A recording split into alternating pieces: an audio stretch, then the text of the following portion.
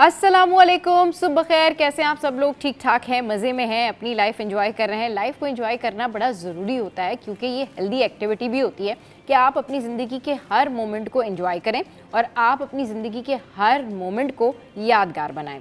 अच्छा जी, बहुत सारे लोग होते हैं जिनका मूड जो है वो ऑन एंड ऑफ ख़राब हो जाता है। और क्या होता है कि जब वो किसी तकरीब में जा रहे होते हैं, किसी इवेंट में जा रहे होते हैं या इनफैक्ट ऑफिस ही जा रहे होते हैं, तो किसी ना किसी छोटी सी बात पे अपने घर में जो है वो लड़ाई कर लेते हैं और उस वजह से उनका मूड ऑफ रहता है।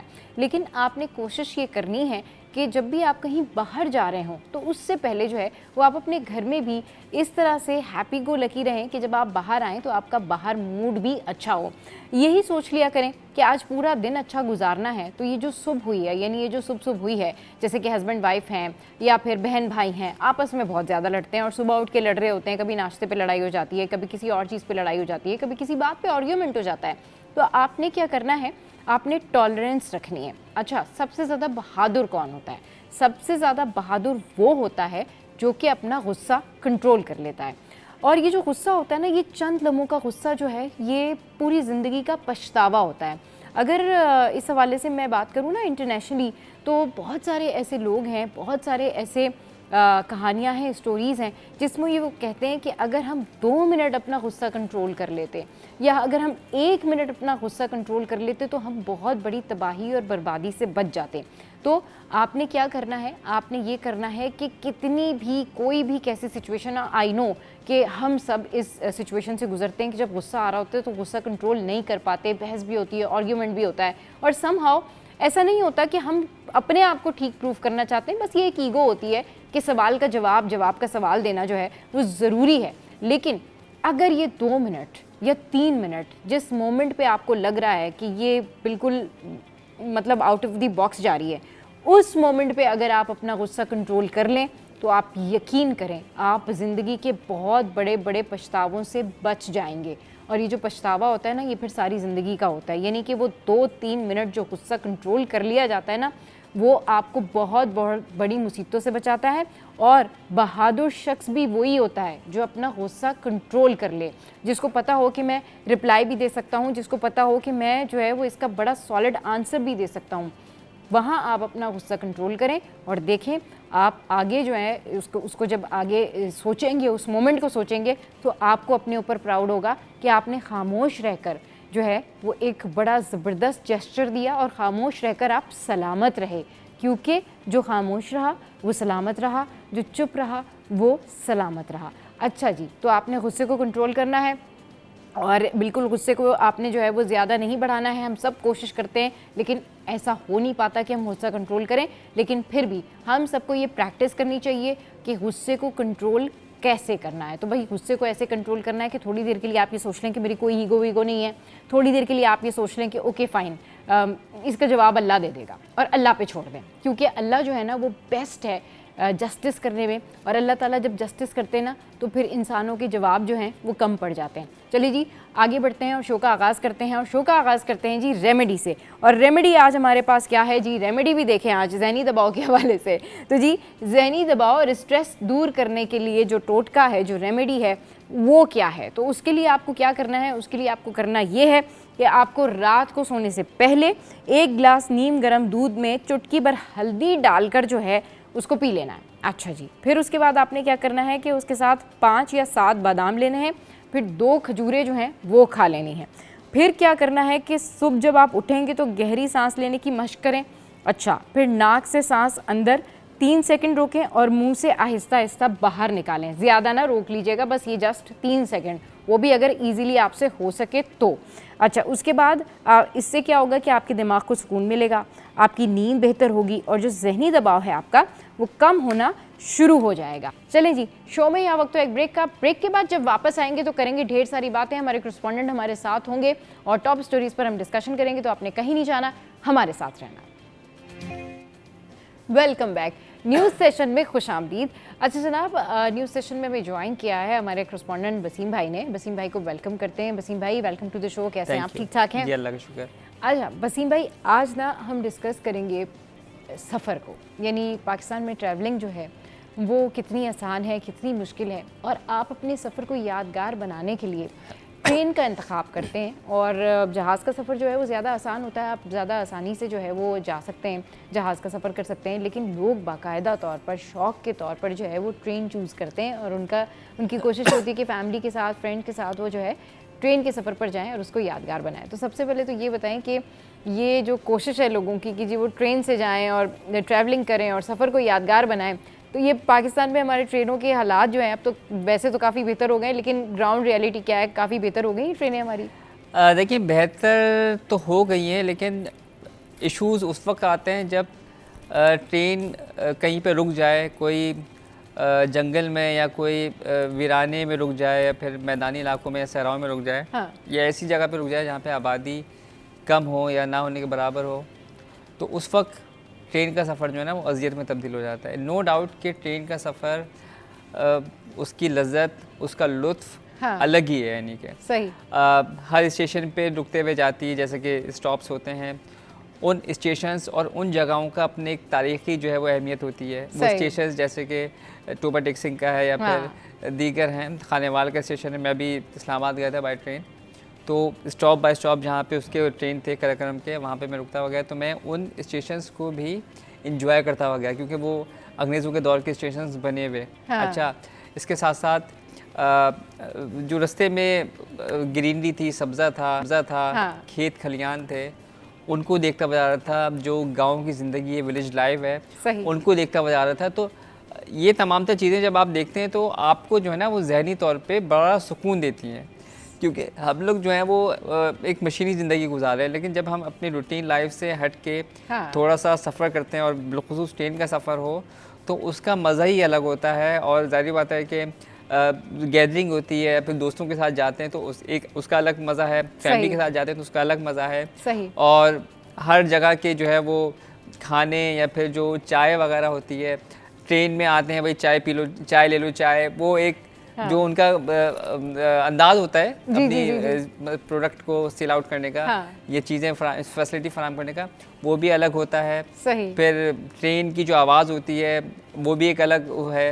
इसके साथ साथ अगर आप बिज़नेस क्लास में जा रहे हैं, उसकी अलग एक एंजॉयमेंट होती है, ठीक है, उसका अलग आपको लग्जरियस मिलती है। सही। और अगर आप इकॉनमी में जाते हैं तो उसका एक अलग जो है वो मज़ा है। तो ट्रेन का सफ़र जो है वो अपने यानी कि दीगर सफ़र के हवाले से मुनफरिद भी है, मुमताज़ भी है, और उसका कोई जो है वो चलिए, ये तो वसीम भाई ने हमें ये बताया ना कि ट्रेन के सफ़र में जो है वो कितनी सारी ऐसी चीज़ें होती हैं जिसको आप एंजॉय करते हैं, कि वो जो ट्रेन में वो जो नाश्ता देने के लिए आते हैं, वो एक पर्टिकुलर आवाज़ में जो आवाज़ लगा के आपको बताते हैं कि आपने अगर नाश्ता करना है तो नाश्ता कर लें। फिर जगह जगह रुकते जाना और मनाजिर देखना, कुछ लोगों के लिए बड़ा आसान होता है, एडवेंचरस होते हैं, लेकिन कुछ लोग जो हैं उनके लिए सफ़र हेक्टिक भी हो जाता है जब ट्रेन में सहूलियात जो हैं वो नाकाफ़ी हों, या फिर वो जिस तरीके से भी वसीम भाई ने जिक्र किया ना शुरू में कि भाई अगर कहीं ट्रेन स्टक हो जाए या रुक जाए या कोई प्रॉब्लम हो जाए पटरी में या कोई और टेक्निकल फॉल्ट हो जाए, तो फिर ये सफ़र जो है ना वो दुश्वार हो जाता है लोगों के लिए। राइट नाउ पाकिस्तान में ऐसी कौन कौन सी ट्रेन है जिसमें जो है वो लग्जरी सफ़र किया जा सकता है, जिसमें बिज़नेस क्लास है?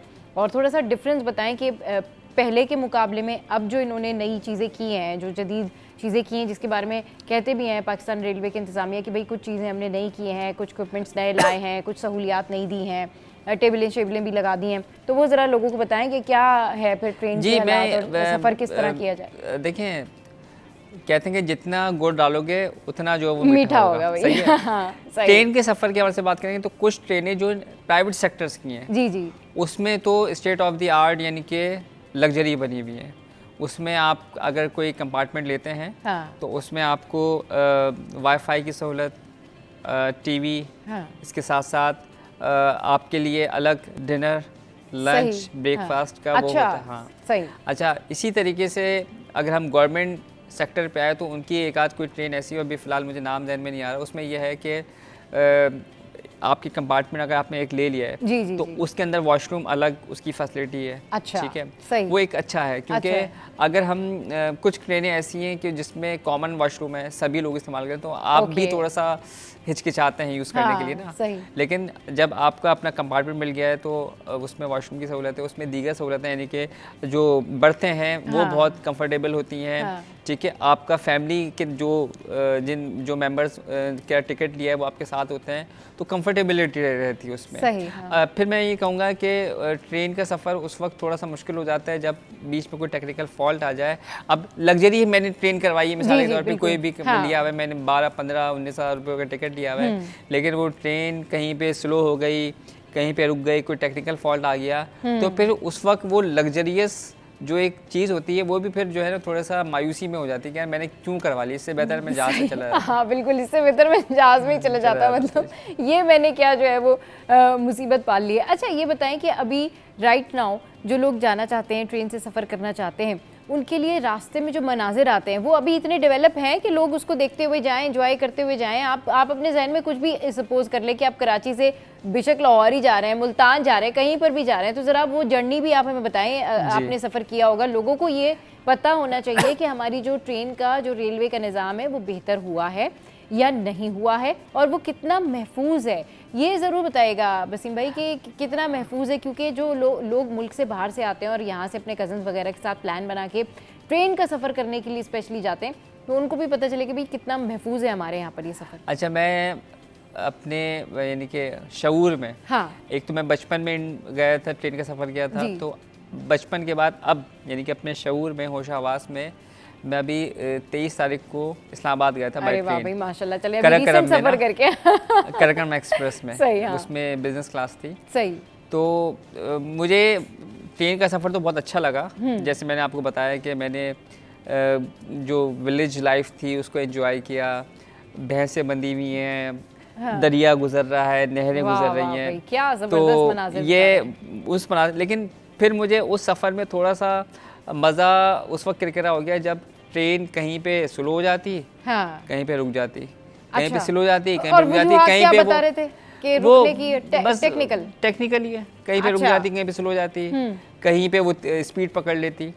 तो उसने थोड़ा सा इस सफ़र को इस सफ़र के मज़े को किरकिरा किया। लेकिन ओवरऑल मैंने ट्रेन के सफ़र को एंजॉय किया, मुझे मज़ा आया। हम लोग फिर फैसलाबाद पे उतरे, वहाँ से हम बाय रोड इस्लामाबाद रवाना हुए। तो अल्लाह पाक की कुदरत है कि जो कुदरती मनाजिर थे, हाँ, कलर कहार की जो पहाड़ थे, अरे वाह, वो और बारिश का मौसम, हाँ, बादल छाए हुए। आपका रूट क्या था वसीम भाई? आप कराची से जा रहे थे क्या? तो रूट क्या था? कराची से हम कैंटी स्टेशन पहुंचे। सही, यानी कि कैंटी स्टेशन, हाँ, से हम लोग रवाना हुए। हाँ, कराक्रम एक्सप्रेस में तकरीबन वो भी लेट थी, 1.5-2 कराक्रम से गए आप। सही, ये भी एक फैक्टर है कि जब ट्रेन लेट हो जाए। अच्छा, ये भी ज़हन में रखना आप लोग कि ट्रेन लेट हो जाएगा। सही, मैं हालांकि 1 बजे ट्रेन के टाइमिंग थे, वो ट्रेन रवाना हुई 4:30 बजे। सही। तो अब वो भी एक इंसान जो है वो इंतज़ार की सूली पे लटका हुआ है कि कब आएगी, कब, हाँ, खैर 4:30 बजे ट्रेन रवाना हुई तो एंजॉय तो करते हुए गए। फिर हम लोग उतरे फैसलाबाद पे। अच्छा। फैसलाबाद पे उतरे तकरीबन 11 बजे के करीब, 11:30 बजे के करीब। हाँ। तो वहाँ से फिर अच्छा, स्टेशंस के कुछ स्टेशन ऐसे हैं जहाँ पे सफाई का फुकदान है। अच्छा, ठीक है, वहाँ पे वो भी जब सफाई का फुकदान देखते हैं, क्योंकि तो फिर उस वक्त थोड़ा सा मुश्किल होता है, थोड़ा सा दिल जो है वो घबराता है कि ये बस जल्दी से जहाँ सफाई सुथराई नहीं है वहाँ से जल्दी से निकले और आगे बढ़े और मनाज़िर देखें। क्योंकि हमारे जो साथी कुलीग्स थे इसी जर्नलिज्म पे, तो उनके साथ फिर हमने यानी कि एक हायर की, उसके बाद वहाँ से हम बाय रोड वो रवाना हुए। रास्ते में पहले नाश्ता किया, हाँ, उसके बाद फिर हम इस्लामाबाद के लिए रवाना हुए। तो वो एक अच्छा मुझे जो है वो, क्योंकि हम लोगों की जो रूटीन लाइफ है ना वो बड़ी स्ट्रक वाली है। सही। तो थोड़ा सा मैं फ्रेश भी हुआ, बल्कि थोड़ा ही ज़्यादा फ्रेश हुआ मैं, हाँ, क्योंकि रूटीन से हट के ये सफ़र मिला। और फिर रास्ते में कहीं एक जगह पे स्टे भी किया नमाज के लिए, थोड़ा सा फ्रेश होने के लिए। हाँ। जहाँ पे स्टे किया वहाँ पे भी चारों तरफ पहाड़ था, खूबसूरती थी, तो बस उसमें बंदा खो जाए। सही। तो बस ये ऐसा सफ़र था। फिर इस्लामाबाद पहुँचे थे हम लोग, हाँ, तकरीबन 24 तारीख को 5:45 बजे के करीब। फिर जिस होटल में स्टे था वहाँ पे गए, फ्रेश हुए। उसके बाद फिर मैं 4 दिन तक जो मीटिंग्स वगैरह थी वो तो अटेंड की, लेकिन इस्लामाबाद का जो सफ़र था, सफ़र में बिलखुसूस मरगला की पहाड़ियाँ जो हैं, और उस वक्त बारिशें भी थी, बारिशें यानी कि इस्लामाबाद का मौसम ऐसा था कि बारिश हो रही थी लेकिन पानी नहीं था। अच्छा, हाँ, ये और बादलों, क्योंकि आप कराची में नहीं थे ना, इसलिए आपको बादलों में पानी नजर आ रहा था, जमीन पे पानी नहीं था। और देखिए ट्रेन भी चल रही थी। इस्लामाबाद का, इस्लामाबाद का यानी एटमॉस्फेयर ऐसा है कि चारों तरफ पहाड़ है, पहाड़ी एरिया, वो अलग ही दिलकश दिख रहे थे, वो खूबसूरती को चार चांद लगा रहे होते हैं, उसमें बादल जो वो छाए हुए थे, तो हाँ। वो एक अलग ही मंजर, अलग ही खूबसूरती और अलग ही आंखों को ठंडक पहुंचा रहे थे, अलग ही आंखों को ठंडक पहुंचा रहे थे। और दूसरा ये वसीम भाई थोड़ा सा ये बताएं, जो किराए हैं वो आवाम की पहुंच से दूर तो नहीं है, मतलब इजीली लोग जा सकते हैं, चलिए कोई बिजनेस क्लास में नहीं जा रहा तो वो कोई और जो है जा सकता है इजीली, मतलब किराए हैं, अफोर्डेबल किराए हैं ट्रेनों के? जी अफोर्डेबल तो कभी भी नहीं रहे, हाँ। किसी भी मुतवसत या गरीब हाँ। तबके के लिए सही, किराए तो बढ़ रहे हैं, लेकिन कहते हैं ना कि शौक का कोई मोल नहीं है, शौक का कोई मोल नहीं है। सही, जिसको सफ़र करना होता है वो तो करता है, और हाँ। जिसको जो चाहता है कि लग्जरी क्लास में सफ़र करे, हाँ। तो हमने देखा है कि उस पर भी वो सफ़र कर रहा होता है। और बिल्कुल से मैं अब आपको एक चीज़ बताना चाहूँगा कि दिसंबर में जब फोग ज़्यादा होती है और फ्लाइट्स स्केड्यूल मुतासर होता है, तो उस सूरत में नहीं, उस सूरत में ट्रेन पे, जो ट्रेन का सेक्टर है उस पर ज़्यादा प्रेशर आता है, लोग ज़्यादा सफ़र करने को ज़्यादा सफ़र कर रहे होते हैं ट्रेन से, क्योंकि रास्ते जो हैं वो फोग की वजह से कट जाते हैं। जो ट्रैफिक जो बाय रोड सफ़र करते हैं तो उस वक्त जो ट्रांसपोर्ट होती है वो भी रुक जाती है, तो फिर लोगों का होता है कि वो फिर बाय ट्रेन सफ़र करें, तो उस वक्त हम देखते हैं कि कितना रश देखने में आता है। मैं तो ऐसा देखा है कि कैंट स्टेशन के अंदर ही ट्रैफिक जैम, अच्छा, गाड़ियाँ टैक्सियाँ फंस गई, अब बंदा निकले तो कैसे निकले। सही, चले जी, ट्रैफिक जैम जो है ना कराची में, वो आपको कैंट स्टेशन के अंदर भी मिल जाएगा, और इसके अलावा सड़कों पे तो हमें ट्रैफिक जैम मिल ही जाता है, बल्कि कभी कभी तो गली में भी ट्रैफिक जैम हो जाता है। वो मैं आपको बताऊं कैसे, वो इस तरह से कि अगर आपकी गली के कॉर्नर के ऊपर एक पानी का टैंकर आया हुआ है जो कि पानी डाल रहा है दूसरे घर में, और इस तरफ कोई और टैंकर आया हुआ है, तो दोनों साइड ब्लॉक हैं। अब आप खड़े हैं कि जब तक वो दोनों टैंकर नहीं निकल जाते तब तक आप बाहर नहीं निकलेंगे। तो ट्रैफिक जैम की तो कई ऐसी मिसालें हैं जो हमारे शहर कायद में मौजूद है। शो में यहाँ वक्त तो एक ब्रेक के बाद जब वापस आएंगे तो आपको बताएंगे कि आप ऑस्ट्रेलिया का वीज़ा कैसे अप्लाई कर सकते हैं। समझ गए होंगे आप, शाज़ेब भाई हमारे साथ होंगे, stay with us. Welcome back. तो हमें ज्वाइन किया है शाज़ेब भाई ने, अच्छा, जो कि कंसल्टेंसी से हैं और रिप्रेजेंट करते हैं, वहाँ काम करते हैं और लोगों को ये बताते हैं कि अगर उनको वीज़ा लेना है चाहे किसी भी कंट्री का, तो वो कहाँ का वीज़ा ले सकते हैं। लेकिन आज हम बात करें स्पेशली ऑस्ट्रेलियन वीज़ा के हवाले से, तो ऑस्ट्रेलियन वीज़ा जो है वो कैसे लिया जा सकता है और उसके लिए क्या क्या रिक्वायरमेंट्स होती हैं। अस्सलाम वालेकुम शाज़ेब भाई, कैसे हैं आप? वालेकुम अस्सलाम, थैंक यू। शाज़ेब भाई जल्दी से बताएं कि ऑस्ट्रेलिया का वीज़ा कैसे लिया जाता है और क्या ये बहुत कोई मुश्किल प्रोसेस है, क्योंकि लोग ये कहते हैं कि जब भी हम ऑस्ट्रेलियन वीज़ा अप्लाई करते हैं उसके लिए डॉक्यूमेंटेशन के अलावा रिक्वायरमेंट्स बहुत सारी चाहिए होती हैं। अच्छा, Australia is one of the toughest country for getting the visa. Yes, ठीक है, तो ये बिल्कुल हकीकत है जिसने भी आपको बात बताई है। हाँ। क्योंकि ऑस्ट्रेलिया की दो बड़ी इंपॉर्टेंट चीज़ें हैं, एक तो वीज़ा फीसिस बहुत ज़्यादा है। अच्छा। अगर आप किसी भी कंट्री से कंपेयर करेंगे ऑस्ट्रेलिया की वीज़ा फीसिस बहुत ज़्यादा है, और सेकेंडली उसकी जो टफेस्ट रिक्वायरमेंट्स हैं जिसमें डॉक्यूमेंटेशन भी है और प्रोसेसिंग लेंदी है, बहुत लेंदी प्रोसेस, बहुत लेंदी प्रोसेस है। हम स्टूडेंट वीज़ा अगर देखते हैं, विजिटर वीज़ा देखें, इमिग्रेशन देखें, या जो मल्टीपल और जो बहुत सारे वीज़ा ऑफर करता है ऑस्ट्रेलिया, उसमें एक लेंदी प्रोसेस है।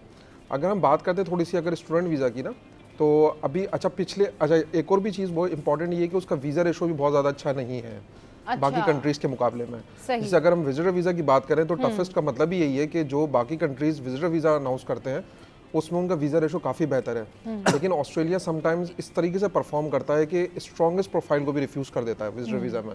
आपकी अगर कोई फैमिली वहाँ पर मौजूद है जो बिल्कुल ब्लड रिलेशन में है, या आपकी कोई बड़ी कॉन्फ्रेंस वहाँ पर हो रही है, उन ग्राउंड्स में भी समटाइम्स ऑस्ट्रेलिया वीज़ा रिफ्यूज़ कर देता है विजिटर वीज़ा।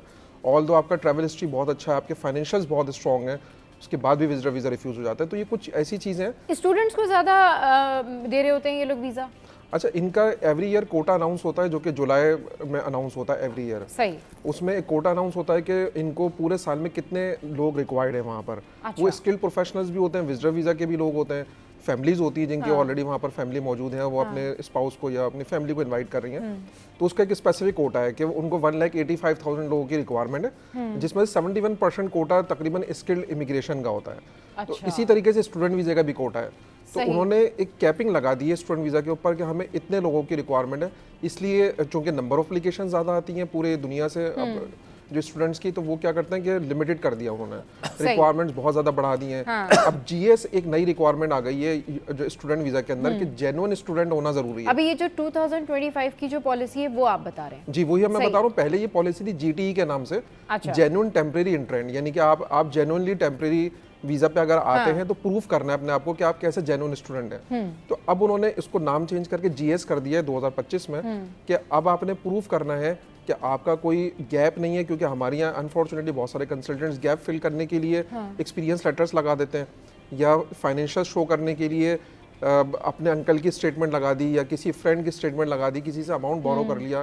तो यहाँ पर जो इश्यूज आते हैं ना, उनको कैटर करने के लिए ऑस्ट्रेलिया ने बड़े स्ट्रिक्ट कर दिए मामला। अच्छा। और अब कुछ बेहतर हो गया वीजा रेशो, वरना 2022 में आफ्टर कोविड ये जो बहुत ज़्यादा डिफिकल्ट हो गया था, बहुत कम लोगों को वीज़ा मिल रहा था। अब इस साल से कुछ मजीद बेहतर हुआ है स्टूडेंट वीज़ा के, अब मजीद बेहतर चांसेस हैं। अब एक स्टूडेंट है जिसने चले ग्रेजुएशन किया हुआ है, मतलब ग्रेजुएट है वो, उसने वीज़ा अप्लाई करना है, व्हाट आर द प्रोसेस?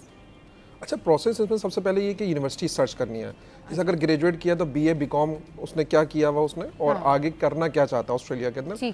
जिस तरह का भी कोर्स करना चाहते हैं तो मुख्तलिफ पोर्टल्स ऑनलाइन अवेलेबल हैं, आप कोर्सेज देखें, यूनिवर्सिटी सर्च करें। सबसे पहले तो यूनिवर्सिटीज़ की डिटेल रिसर्च हो कि आपका वो कोर्स के जो ऑब्जेक्टिव्स हैं वो आपके मीट हो सकेंगे, आपके फ्यूचर गोल से कितने अलाइन है, वो सबसे इंपॉर्टेंट चीज़ ये है। सेकेंड नंबर पे जब आपने कोर्स अलाइन कर लिए तो एडमिशन्स आपने अप्लाई करना है।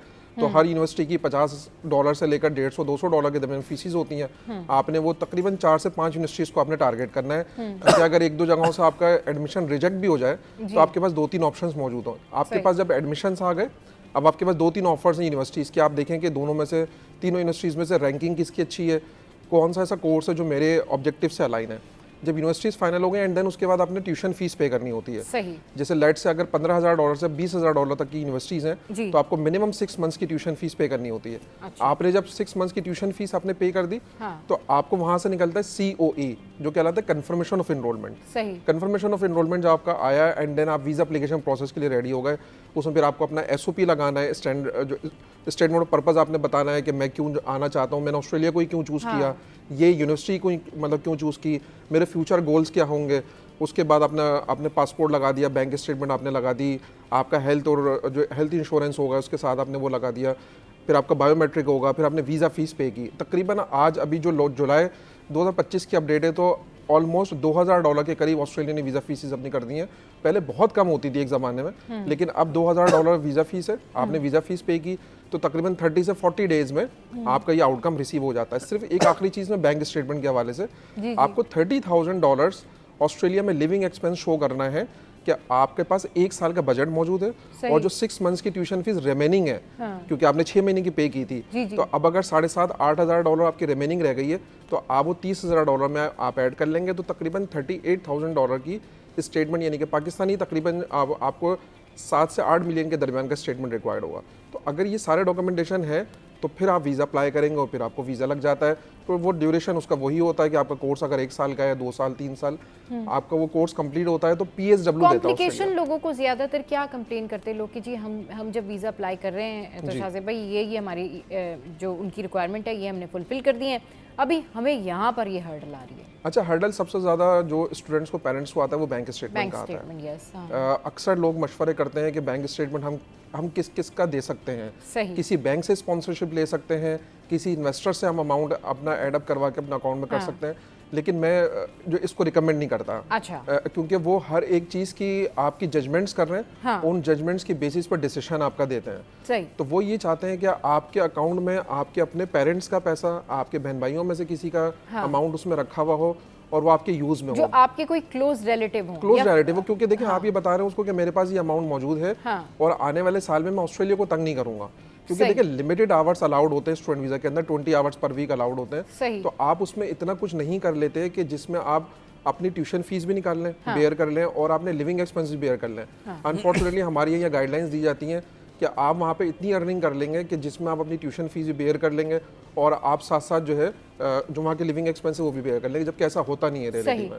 तो हमारे यहाँ थोड़ा सुरैनी ख्वाब दिखाए जाते हैं, लेकिन रियलिटी यही है कि आपके पास कम से कम 1 साल का बजट जो कि लिविंग एक्सपेंस के तौर पे और आपकी ट्यूशन फीस, ये 2 चीज़ें आपके अकाउंट में मौजूद होंगी और आपके अपने पैसे होंगे, ना कि किसी कज़न से लिए हुए हों, किसी फ्रेंड से आपने लिए हुए हों या आपने लेकिन से शायद रनिंग भाई फाइनेंस जब लिया बैंक हो। स्टेटमेंट चाहिए होता है तो ये पॉसिबल है कि कोई भी जो के वीज़ा के लिए अप्लाई कर रहे हैं वो अपने किसी रिलेटिव का बैंक स्टेटमेंट शो कर सकते हैं?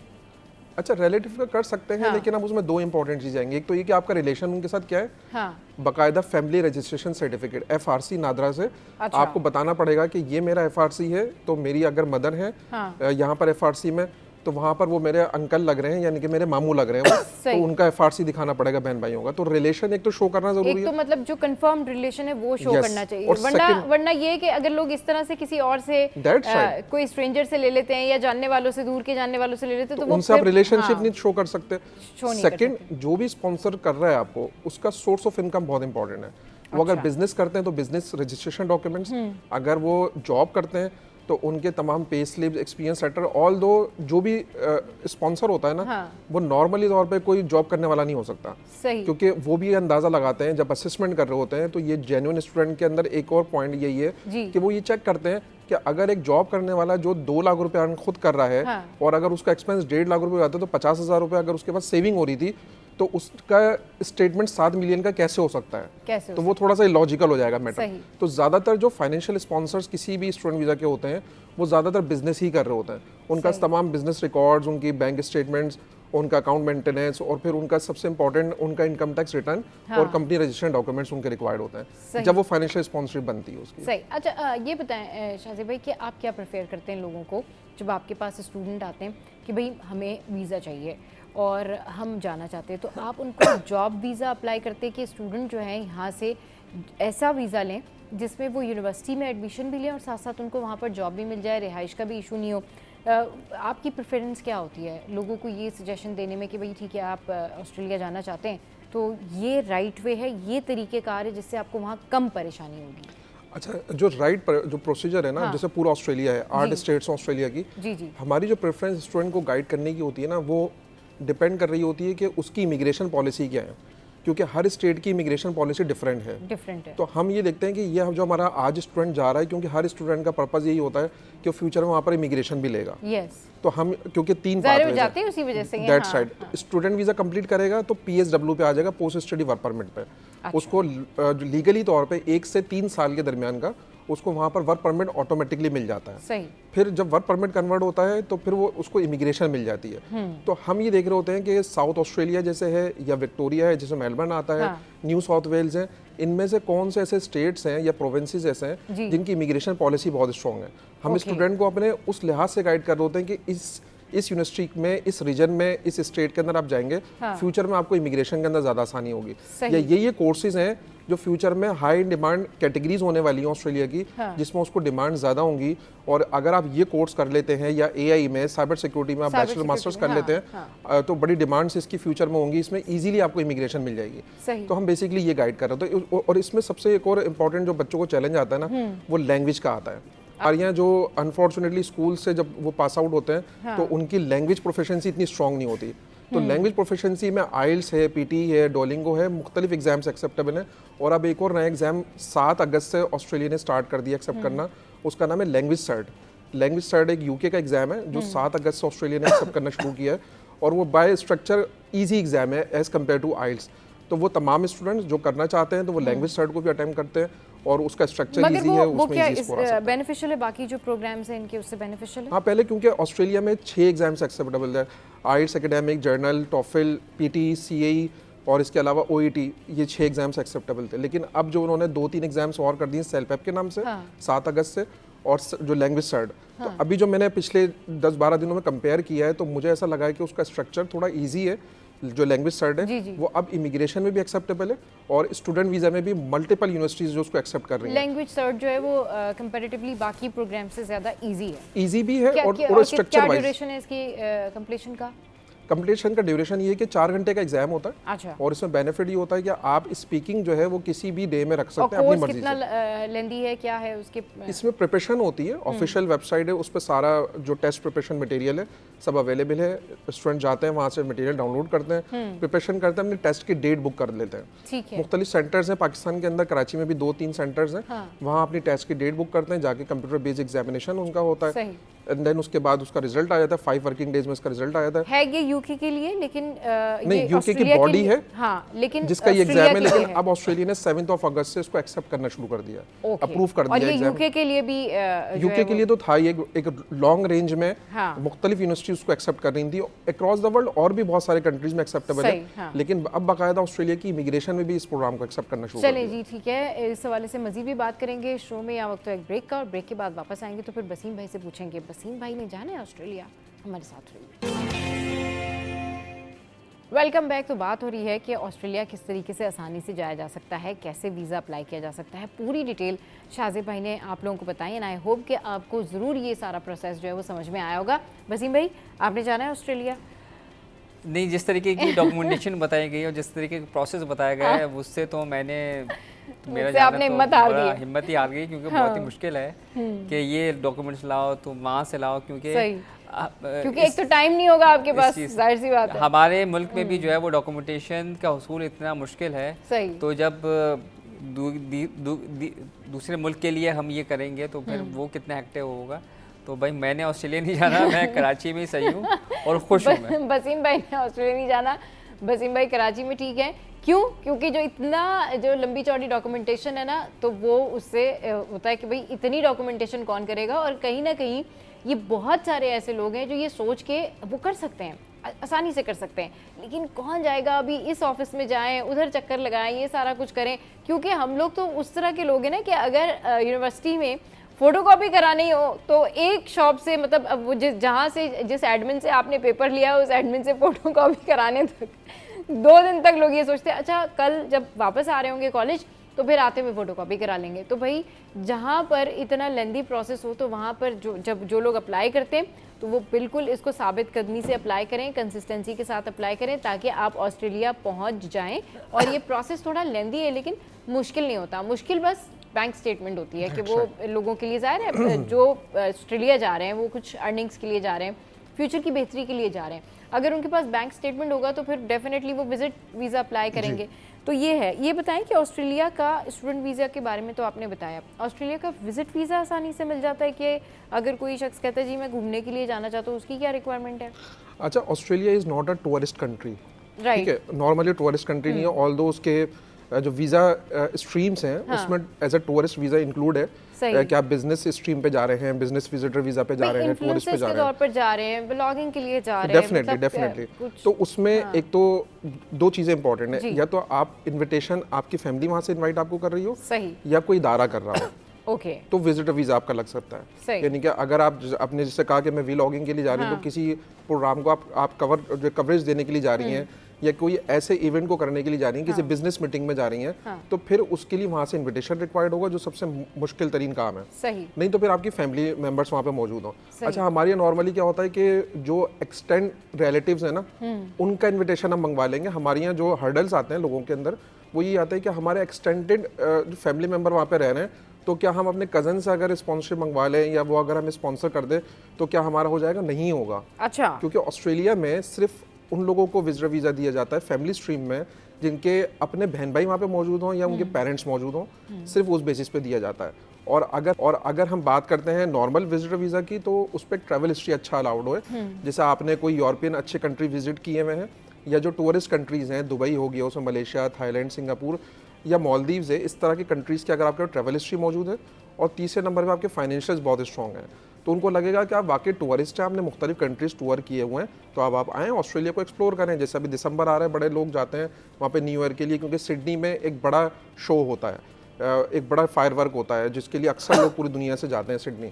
तो मतलब विजिटर वीज़ा लिया जा सकता है। लेकिन अभी जो डॉक्यूमेंटेशन के हवाले से बात हो रही है, देखें केस ऑफिसर वो स्टूडेंट वीज़ा हो, विजिटर हो या कोई भी वीज़ा हो ना, पहले लिमिटेड डॉक्यूमेंटेशन ही रिक्वायर्ड होते थे, लेकिन हर आने वाले टाइम में डॉक्यूमेंटेशन की स्क्रूटनी इसलिए स्ट्रॉन्ग होती जा रही है या रिक्वायरमेंट्स इसलिए बढ़ती जा रही हैं क्योंकि अक्रॉस द वर्ल्ड लोग बहुत ज़्यादा धोखे करते हैं। जैसे मैं एक एग्जांपल लेता हूँ, इमिग्रेशन में पहले एक्सपीरियंस आपका जो क्लेम हो जाता था वो सिर्फ आपने एक्सपीरियंस लेटर दिया किसी ऑर्गेनाइजेशन का और आपने पे स्लिप दे दी और उससे उन्होंने एग्री कर लिया कि आपने वाकई इधर काम किया होगा।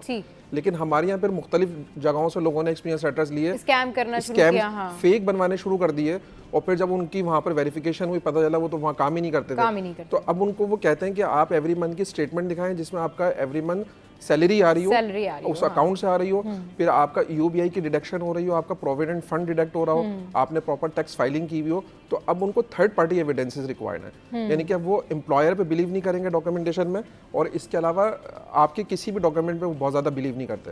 तो जब स्क्रूटनी बढ़ गई, ये बेसिकली अनफॉर्चुनेटली हम लोगों की वजह से ही हुआ है, और स्पेशली जो एशियन कंट्रीज हैं उसमें इस तरह के स्कैम्स बहुत ज़्यादा थे।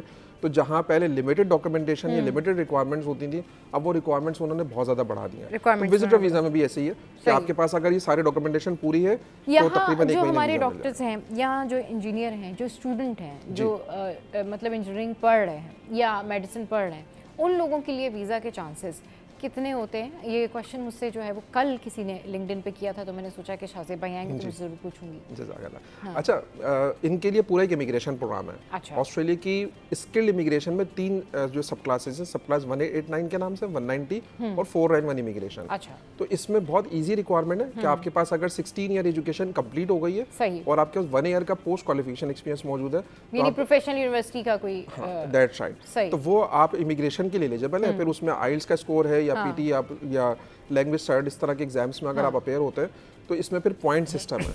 आपने अपने पॉइंट 65 पूरे कर रहे हैं, जिसमें एज, एजुकेशन, एक्सपीरियंस, आपका आइल्स का स्कोर, और ऑस्ट्रेलिया में एक बड़ा इंपॉर्टेंट चीज़ है कि इंटरेस्टिंग, अच्छा, आइल्स करना ज़रूरी है। IELTS is a mandatory requirement for the Australian immigration. इसमें एक इंटरेस्टिंग चीज़ ये कि ऑस्ट्रेलिया में प्रेफरेंस उनको दी जाती है जो अनमैरिड हो। जी, क्योंकि उसके 10 पॉइंट्स एक्स्ट्रा मिलते हैं। सही। और वो अगर आपके पॉइंट 65 पूरे आ जाते हैं एंड देन उसके बाद आप इमिग्रेशन के लिए एलिजिबल हो जाते हैं। तो ये कुछ बेसिक क्राइटेरिया है। फिर इन्विटेशंस, लेकिन अब पिछले लास्ट 2 ईयर्स से ऑस्ट्रेलिया 65 पॉइंट्स में नहीं दे रहा इन्विटेशन, क्योंकि वो उसने लगा दिया कि ये तो मिनिमम क्राइटेरिया आपने मीट कर लिया 65 का। Across the world number of applications बहुत ज़्यादा आ रही हैं, तो अब ये कट ऑफ पॉइंट उन्होंने 90 पे ले गए, 85 पॉइंट्स पे ले गए मुख्तलिफ कैटेगरीज के लिए। तो जिनके आप बात करी थी, इंजीनियर्स हों, डॉक्टर्स हों, ट्रेड वर्कर्स हैं, जिसमें शेफ्स भी हैं, जिसमें कुक्स भी हैं, हमारे कारपेंटर हैं, स्किल जितने भी ये जो ट्रेड वर्कर्स हैं, तकरीबन इस तरह की ऑस्ट्रेलिया ने 500 पर्सन्स प्लस की जो कैटेगरी लिस्ट उन्होंने दी हुई है। तो अगर आप उस कैटेगरी में फॉल करते हैं तो अपना, आपके पास 16 ईयर एजुकेशन रेलिवेंट हो, 1 ईयर एक्सपीरियंस आप शो कर सकते हैं, और आपके पास आइल्स का स्कोर मौजूद है, तो आप इमिग्रेशन अप्लाई करते हैं, फैमिली के साथ अप्लाई करते हैं, परमानेंट इमिग्रेशन होती है, तमाम राइट्स बेनिफिट्स आपको वहाँ जाकर ऑस्ट्रेलिया में मिल जाते हैं, और देन फिर सिटीजनशिप का प्रोसेस होता है। तो इमिग्रेशन पे हमारे डॉक्टर्स हो, इंजीनियर्स हो, और इंजीनियर्स के हवाले से एक और इंटरेस्टिंग चीज़ ये कि ऑस्ट्रेलियन इमिग्रेशन में पाकिस्तानी इंजीनियर को वर्किंग एक्सपीरियंस की ज़रूरत नहीं है। अच्छा जी, यानी कि स्किल्ड इमिग्रेशन, क्योंकि स्किल्ड का मैंने हमेशा मतलब ये बताया, आपके पास एजुकेशन भी हो, एक्सपीरियंस भी हो, लेकिन ये बड़ी ज़बरदस्त चीज़ है, क्योंकि 2017 में पाकिस्तान, हमारी जो पाकिस्तान इंजीनियरिंग काउंसिल है, उसका हमारे जो वाशिंगटन अकॉर्ड है उसके साथ एक MOU साइन हुआ था 2017 में। अब जो मतलब फॉर्चुनेटली हमारा पाकिस्तानी इंजीनियर इंटरनेशनली रिकग्नाइज्ड है डायरेक्टली। अच्छा। तो उसको वर्किंग एक्सपीरियंस की ज़रूरत अब नहीं है ऑस्ट्रेलियन इमिग्रेशन के लिए। सही। तो जितने भी इंजीनियर्स हैं वो डायरेक्टली इमिग्रेशन अप्लाई कर सकते हैं विदाउट वर्किंग एक्सपीरियंस। चलें जी, ठीक है, बहुत शुक्रिया वसीम भाई। हमारे और बात हो रही है कि जी आप किस तरीके से जो है वो वीज़ा अप्लाई कर सकते हैं ऑस्ट्रेलिया में, और अभी जिस तरीके से हम बात कर रहे थे कि इंजीनियर्स के लिए क्या है, डॉक्टर्स के लिए क्या है, दीगर जो स्किल्ड पीपल हैं उनके लिए क्या वीज़ा पॉलिसी है, तो इस हवाले से डिस्कशन को कंटिन्यू करेंगे। लेकिन अभी ब्रेक आया हेडलाइंस का, तो हेडलाइंस के बाद वापस आते हैं। आपने कहीं नहीं जाना, हमारे साथ रहना है, फिर मज़ीद बातें पूछेंगे शाज़ेब भाई से कि भाई और कौन कौन सी ऐसी कंट्रीज़ हैं जहाँ पर हमारे लोग आसानी से वीज़ा अप्लाई कर सकते हैं और बाहर जा सकते हैं। Stay with us. Welcome back. तो बात हो रही है कि ऑस्ट्रेलिया का वीज़ा कैसे अप्लाई किया जा सकता है, और हॉलीडे वीज़ा जो है इसकी क्या पॉलिसी है और ये कैसे अप्लाई किया जा सकता है। जी शाज़ेब भाई। अच्छा, हॉलीडे जो वीज़ा है ना, बेसिकली ये कुछ लिमिटेड कंट्रीज़ के लिए है, यानी कि अगर वहाँ के सिटीजन्स हैं।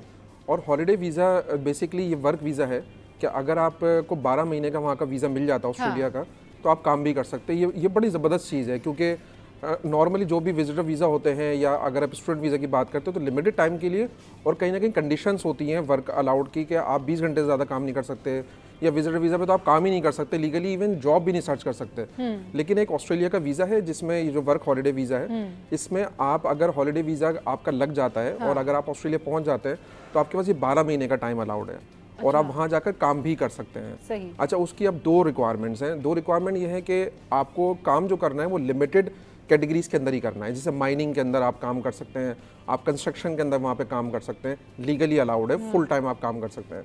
इसके अलावा एग्रीकल्चर के अंदर आप काम कर सकते हैं। तो कुछ कैटेगरीज हैं 8 से 10 जिसमें आपको काम अलाउ होता है कि आप ये काम कर सकते हैं। दूसरा कंट्रीज उसके अंदर लिमिटेड है, तकरीबन 8 से 10 कंट्रीज के सिटीजन्स अगर होते हैं तो ये वो अप्लाई कर सकते हैं, जिसमें मतलब कनाडा है और जिसमें यूके है। अगर इसके सिटीजन्स हैं तो अप्लाई कर सकते हैं, यूएसए नहीं है उसके अंदर। और अगर यूरोपियन कंट्री के कोई भी सिटीजन है तो वो भी अप्लाई कर सकते हैं। 12-15 कंट्रीज में अलाउड है। अगर वहाँ का अपने पासपोर्ट होल्डर है तो हॉलीडे वीज़ा बड़ा इजीली अप्लाई हो जाता है। बहुत लेस प्रोसेसिंग टाइम है इसका, तकरीबन 2 से 3 महीने के अंदर वीज़ा मिल जाता है ये। और बड़ी जो लेस इसकी प्रोसेसिंग फीस है, 6 से 700 डॉलर के दरमियान आपको वीज़ा मिल गया, आप जाएँ वहाँ पे काम करें। हॉलीडे वीज़ा कितने दिन का मिल रहा होता है? अच्छा, ये इसकी एक्सटेंशन है बेसिकली। अच्छा। मतलब 3 दफ़ा ये एक्सटेंड हो सकता है। इनिशियल लेवल पे जब फर्स्ट टाइम अप्लाई करते हैं तो तकरीबन 10 से 12 महीने के दरमियान का आपको वीज़ा मिलता है, अप टू 12 मंथ्स का है। डिपेंड करता है एम्बेसी पे, वो आपको 6 महीने का अलाउ करते हैं, आपको 8 मंथ्स का अलाउ कर रहे हैं, या आपको 12 मंथ्स का अलाउ कर रहे हैं। और ये एक्सटेंडेबल है, यानी कि आपने उनको करके दिखा दिया कि 12 महीने आपने लीगली काम किए हैं वहाँ पर, आपके पास टैक्स के रिकॉर्ड मौजूद हैं, आपने कोई इलीगल एक्टिविटी वहाँ पे परफॉर्म नहीं की है, आपने मेडिकल हेल्थ सबको आपने मेंटेन करके रखा है, तो ये एक्सटेंड हो जाता है वीज़ा। फिर दोबारा आपको 3 महीने 6 महीने का वीज़ा मिल जाता है। तो ये एक्सटेंडेबल 3 इयर्स का है। तो कोई भी सिटीजन जो इन कंट्रीज़ के हैं जिसकी मैंने आपको बात की है, तो ये इजीली तौर पे जो है वीज़ा ले सकते हैं, जो वर्क हॉलीडे वीज़ा कहलाता है। अपना घूम फिर भी सकते हैं। पाकिस्तान से किसी को जाना है हॉलीडे वीज़ा पे, वो किस तरह से अप्लाई करे, उसके लिए क्या रिक्वायरमेंट है, ये बताएं। अच्छा, जो पाकिस्तानी हमारे हैं ना, वो इनडायरेक्ट रूट से जा सकते हैं। इनडायरेक्ट रूट क्या मतलब है कि अगर कोई पाकिस्तानी कोई ऐसा पर्सन है जो यूके सिटीजन है या वो कैनेडियन सिटीजन है, तो वो ऑस्ट्रेलिया जा सकता है। पाकिस्तानी पासपोर्ट भी अलाउ नहीं है डायरेक्टली, हॉलीडे वीज़ा अलाउ नहीं है। कि अगर आप पाकिस्तान में बैठे हैं, आपके कैनेडियन पासपोर्ट है, यूके का पासपोर्ट है, कोई आपके यूरोपियन कंट्री का पासपोर्ट है, तो पाकिस्तानी ही भी जा सकते हैं इसमें। और बड़ी इजी रिक्वायरमेंट्स है इसमें, कोई बहुत ज़्यादा जो मेजर रिक्वायरमेंट्स नहीं है, लेकिन उसके बेनिफिट्स बहुत ज़्यादा हैं। कि आपको एक इंटरनेशनल एक्सपोजर मिल रहा है। ये बेसिकली आपको एक राइट मिल रहा है कि आप ऑस्ट्रेलिया जाके जो वहाँ के नॉर्म्स वैल्यूज़ हैं, ये बेसिकली एक ऑस्ट्रेलिया का एक्सचेंज प्रोग्राम है। ऑस्ट्रेलिया के जिन कंट्रीज के साथ एग्रीमेंट्स, जिनके साथ एग्रीमेंट्स उनके साइन हुए हुए हैं कि आप हमारा कल्चर अडॉप्ट करें, हम आपका कल्चर अडॉप्ट करें, या उसको एनालाइज करें कल्चर को, आपके स्ट्रॉन्ग टाइज आपके बने, रिलेशनशिप बिल्डअप हो बिटवीन द 2 कंट्रीज, तो ये बेसिकली हॉलीडे वीज़ा उन लोगों के लिए। हॉलीडे वीज़ा उन लोगों के लिए है। ये वीज़ा जो है वो पाकिस्तानी अप्लाई नहीं कर सकते हैं। हॉलीडे वीज़ा जो है कैनेडियन नेशनल है या यूके नेशनल जो है वो अप्लाई कर सकते हैं। अगर पाकिस्तानियों को करना है तो फिर वो डेफिनेटली उनको यूके सिटीज़न होना ज़रूरी है, या फिर कैनेडियन सिटीज़न होना जो है वो उनके पास होनी चाहिए सिटीज़नशिप। अच्छा, अभी थोड़ी सी बात करते हैं हमारे यहाँ के जो स्किल्ड लोग हैं, जिसमें इंजीनियर्स हैं, डॉक्टर्स हैं, या एजुकेटेड जितना भी तबका है, PhDs हैं, सारे हैं। इनमें से बताएं कि कौन सी फील्ड ऐसी है जिसके लिए visa opportunities, job opportunities Australia में या इसके अलावा किसी और कंट्री में भी मौजूद है कि हमारे यहाँ के इंजीनियर्स और डॉक्टर्स जो हैं वो इजीली जाके वहाँ पे काम कर सकते हैं। अच्छा, सबसे इजी जो स्टूडेंट लेवल से ही अगर वो चाहते हैं कि वो कोई और यूनिवर्सिटी सेलेक्ट करें या सर्च करें, या पहले से ही वो अपने लिए कुछ ढूंढ के रखें, तो वो सबसे बेहतरीन जो है वो हमारे इंजीनियर्स हैं। जैसे मैंने बताया कि जैसे आज स्टडी उन्होंने कंप्लीट किया, आज ही वो ऑस्ट्रेलिया की इमिग्रेशन के लिए एलिजिबल हो गया, और वर्किंग एक्सपीरियंस भी रिक्वायरमेंट नहीं है। तो इट मीन्स हमारे जो पाकिस्तानी इंजीनियर्स हैं, क्योंकि पाकिस्तानी इंजीनियर्स का एक बड़ा पोर्टफोलियो पूरे पाकिस्तान में, मल्टीपल यूनिवर्सिटीज़ जो है इंजीनियरिंग ग्रेजुएट्स को जो निकालती हैं, तो हमारे पास ये जितने भी इंजीनियर्स हैं उन लोगों के लिए बड़ी आसानी है ऑस्ट्रेलिया के अंदर। अच्छा। उसकी वजह यही है कि उनको स्किल्ड इमिग्रेशन के लिए कोई वर्किंग एक्सपीरियंस तो लेना ही नहीं है। उनके पास एजुकेशन कंप्लीट हो गई, उनकी एजुकेशन कंप्लीट हो गई, उनको 65 पॉइंट्स अपने पूरे करने हैं, वो बड़ा इजीली हो जाते हैं। 30 आपकी एज के पॉइंट्स हो जाते हैं, 15 आपको डिग्री के मिल जाते हैं पॉइंट्स, आप सिंगल होते हैं, ज़ाहिर है आपकी 23 से 25 के दरमियान आपकी एज उस टाइम पे होती है, आपको 10 पॉइंट्स वो मिल जाते हैं। और फिर अगर आपकी इंग्लिश प्रोफिशिएंसी अच्छी है तो आपको कुछ पॉइंट्स वो मिल गए। तो नॉर्मली जो कट ऑफ पॉइंट जो आजकल चल रहे हैं 75, 80, 85 के दरमियान इन्विटेशंस आ रहे हैं, तो इंजीनियर्स को इजीली इन्विटेशंस इसमें मिल जाते हैं। अच्छा। और हमारे इंजीनियर्स जो इस एज ग्रुप के हैं, जो विदाउट वर्किंग एक्सपीरियंस भी इवन है और अभी रिसेंट ग्रेजुएट्स हैं, उनके लिए बड़ी इजी है कि ये स्किल इमिग्रेशन प्रोसेस को अप्लाई कर सकते हैं। और ऑस्ट्रेलिया की एक और बड़ी खास बात ये है कि ऑस्ट्रेलिया बैंक स्टेटमेंट की रिक्वायरमेंट नहीं है as compare to Canadian immigration. Canada में आपको मेन अप्लीकेंट को $15,000 अपने स्टेटमेंट पे दिखाने हैं, और कब तक शो करने हैं, जब तक आप अपना प्रोसेस कंप्लीट नहीं कर लेंगे। जबकि ऑस्ट्रेलिया में बैंक स्टेटमेंट की कोई रिक्वायरमेंट नहीं है। तो एक सबसे अच्छी चीज़ यही है, और आपको डायरेक्ट परमानेंट इमिग्रेशन मिल रही है। आप अपना जब वहाँ जाते हैं तो आप ओपनली किसी भी सिटी के अंदर कहीं पर भी आप अपना काम करें, फिर आप अपनी बाद में फैमिली जा रहे हैं, कल को आपकी शादी हो जाएगी, आपके बच्चे हैं, तो आप अपनी फैमिली को भी इनवाइट कर सकते हैं। सही। तो सबसे अच्छी चीज़ इंजीनियर्स के लिए। भाई इसमें जैसे अपने इंजीनियर्स के हवाले से बहुत प्लस पॉइंट बताएं, तो इसमें यूनिवर्सिटीज काउंट होती हैं कि किसने कौन सी यूनिवर्सिटी से इंजीनियरिंग की हुई है, ये ज़रा बताइएगा। ज़बरदस्त आपने क्वेश्चन किया है। हाँ। जैसे HEC ने पाकिस्तान में तमाम यूनिवर्सिटीज़ की रैंकिंग की हुई है। हाँ। ऑस्ट्रेलिया ने भी जो रैंकिंग की हुई है, ये कहलाता है कंट्री एजुकेशन प्रोफाइल। अच्छा। और बीइंग अ कंसल्टेंट हम एवरी ईयर $800 की एक फाइल बाय करते हैं ऑस्ट्रेलिया से। अच्छा। जिसमें हमारे पाकिस्तान की तमाम यूनिवर्सिटीज़ की रैंकिंग ऑस्ट्रेलिया ने अपने लिहाज से की हुई है। अच्छा। लेकिन अगेन इंजीनियर्स के लिए रिक्वायरमेंट नहीं है। यानी कि इंजीनियरिंग अगर पाकिस्तान में किसी थर्ड क्लास यूनिवर्सिटी से भी आपने किया हुआ है, हाँ। जब भी वो डायरेक्टली एलिजिबल है, वो उसकी जो डिग्री की इक्विवेलेंसी है, हाँ। वो डायरेक्ट बैचलर्स है। लेकिन अगर आपने BBA किया हुआ है, आपने कोई और किसी तरह की कोई आपने BS केमिस्ट्री किया हुआ है, तो हमारे यहाँ मुख्तलिफ यूनिवर्सिटीज़ है पाकिस्तान में कि जिसकी डिग्री की इक्विवेलेंसी ऑस्ट्रेलिया में वो नहीं है। क्योंकि हमारे यहाँ हम तो लेकिन इंजीनियरिंग अगर पाकिस्तान में कहीं से भी की हुई है, क्योंकि हमारा जो MOU है पाकिस्तान इंजीनियरिंग काउंसिल का, बड़ा पॉजिटिव चीज़ है कि 2017 में वॉशिंगटन अकॉर्ड से जो MOU साइन हुआ था, तो Pakistani engineer across the world internationally recognize है डायरेक्टली।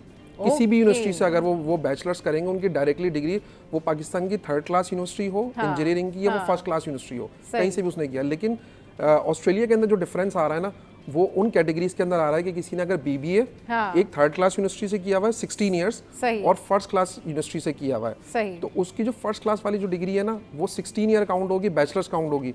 लेकिन अगर उसने थर्ड क्लास यूनिवर्सिटी से किया हुआ है, तो बैचलर्स काउंट नहीं होगी, उसकी 15 ईयर एजुकेशन एसोसिएट डिग्री की इक्विवेलेंसी आएगी।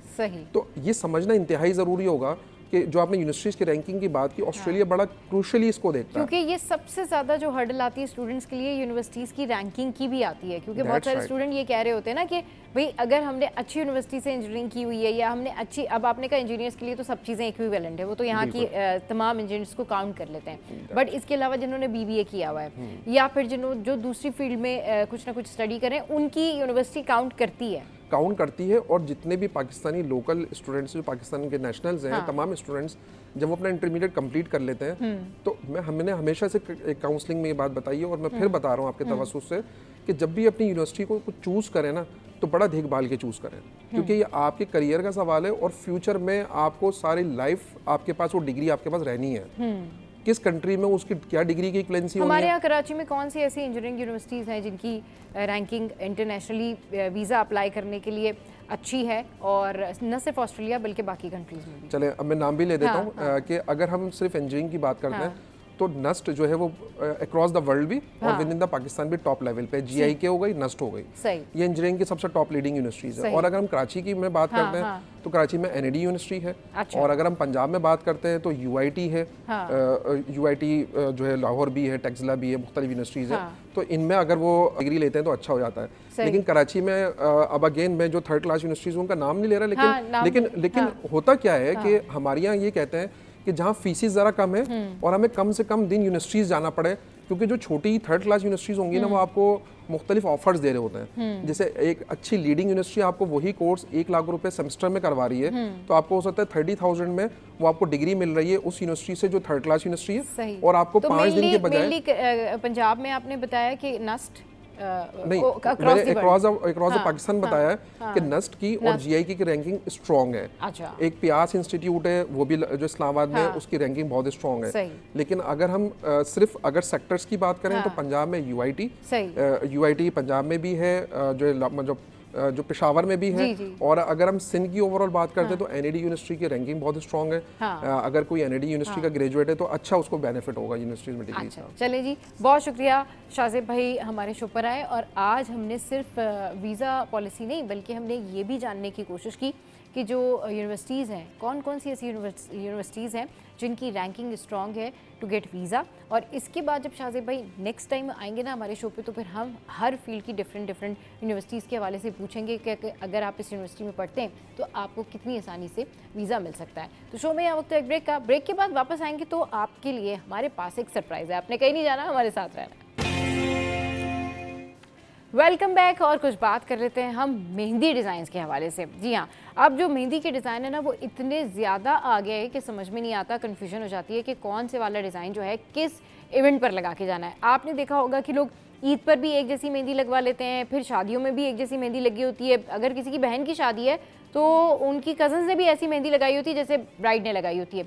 तो कौन से मौके पर कौन सी मेहंदी लगानी चाहिए, कैसे डिज़ाइन लगाने चाहिए और कैसे डिज़ाइन इन है मेहंदी के, इस पर बात करने के लिए हमें जो मेहंदी आर्टिस्ट हैं अफशीन, उन्होंने ज्वाइन किया और ये बहुत ज़बरदस्त मेहंदी लगाती हैं। Afsheen, welcome to the show. कैसी हैं आप? ठीक ठाक हैं? बिल्कुल ठीक। अच्छा, ये बताएं अफशीन, किस तरह के डिज़ाइन है आजकल मेहंदी में?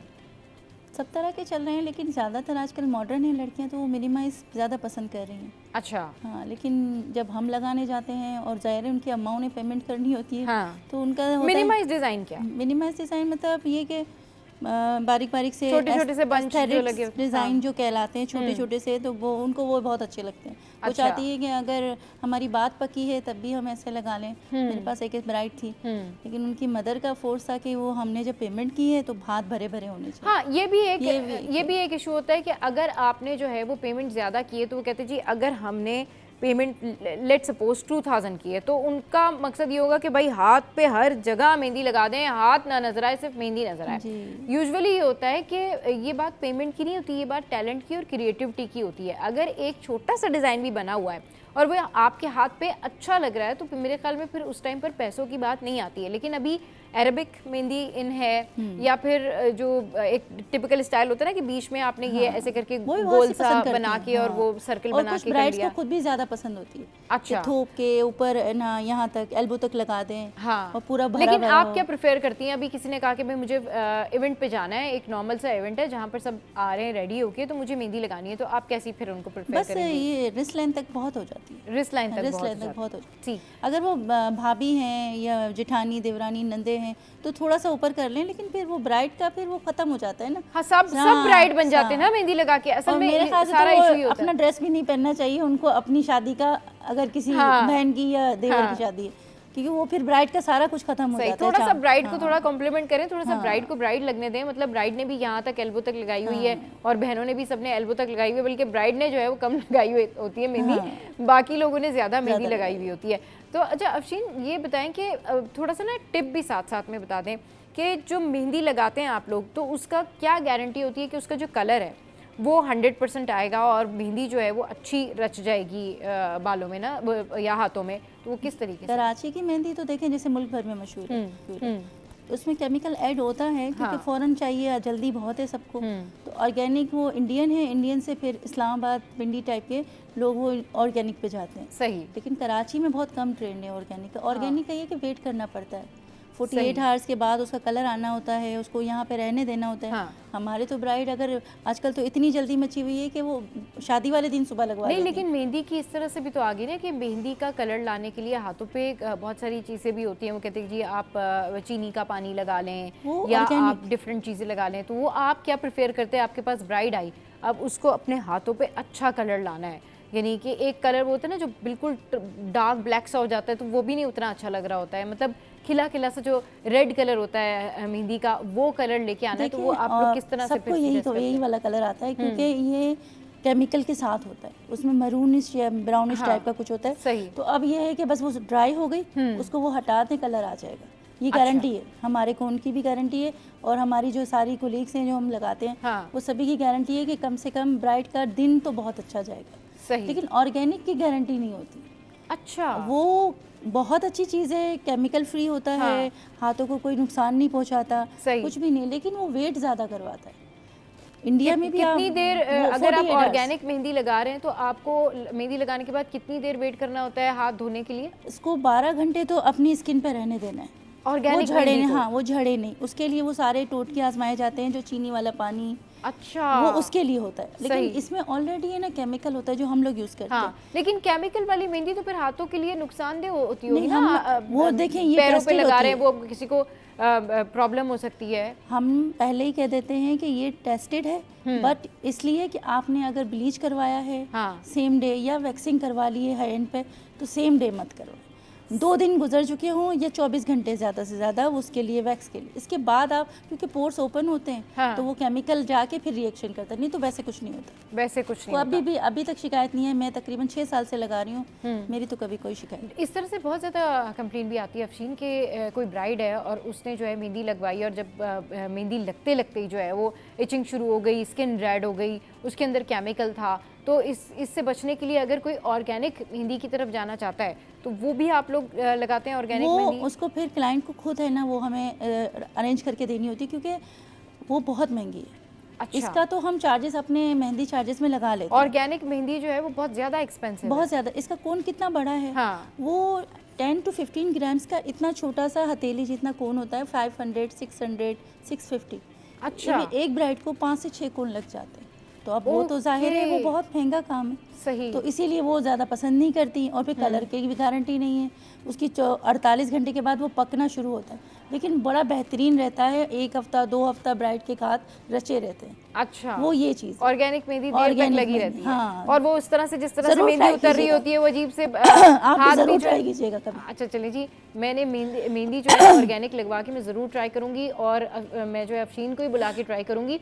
और हम क्या करेंगे, हम छोटी सी यहाँ पर जो है वो सर्किल बना के देखेंगे, लेकिन फिर मैं क्या करूंगी 48 घंटे तक तो मैं तो नहीं ऑर्गेनिक नहीं है ना, मुझसे ये मेहंदी नहीं लग सकती है ऑर्गेनिक वाली। ये ऑर्गेनिक नहीं है। अच्छा चलिए जी, ये जो केमिकल वाली मेहंदी है इसका नुकसान ये है कि इसमें केमिकल है, मगर ये जल्दी से कलर लेके आ जाती है और इसको आप जल्दी से धो भी सकते हैं, और इसके ऊपर आपने वो सारी चीज़ें भी नहीं करनी, नमक चीनी का पानी एंड ऑल दैट, वो सारा कुछ भी नहीं लगाना वो होता है। केमिकल रिएक्शन हो हाँ, लेकिन अगर कोई आता है और आपसे कहता है कि मुझे ऑर्गेनिक मेहंदी लगानी है तो आप उसको वो आपको अरेंज करके देता है तो आप लोग लगा देते हैं? हाँ लगा देते हैं, लेकिन फिर वो 2 दिन पहले लगाए।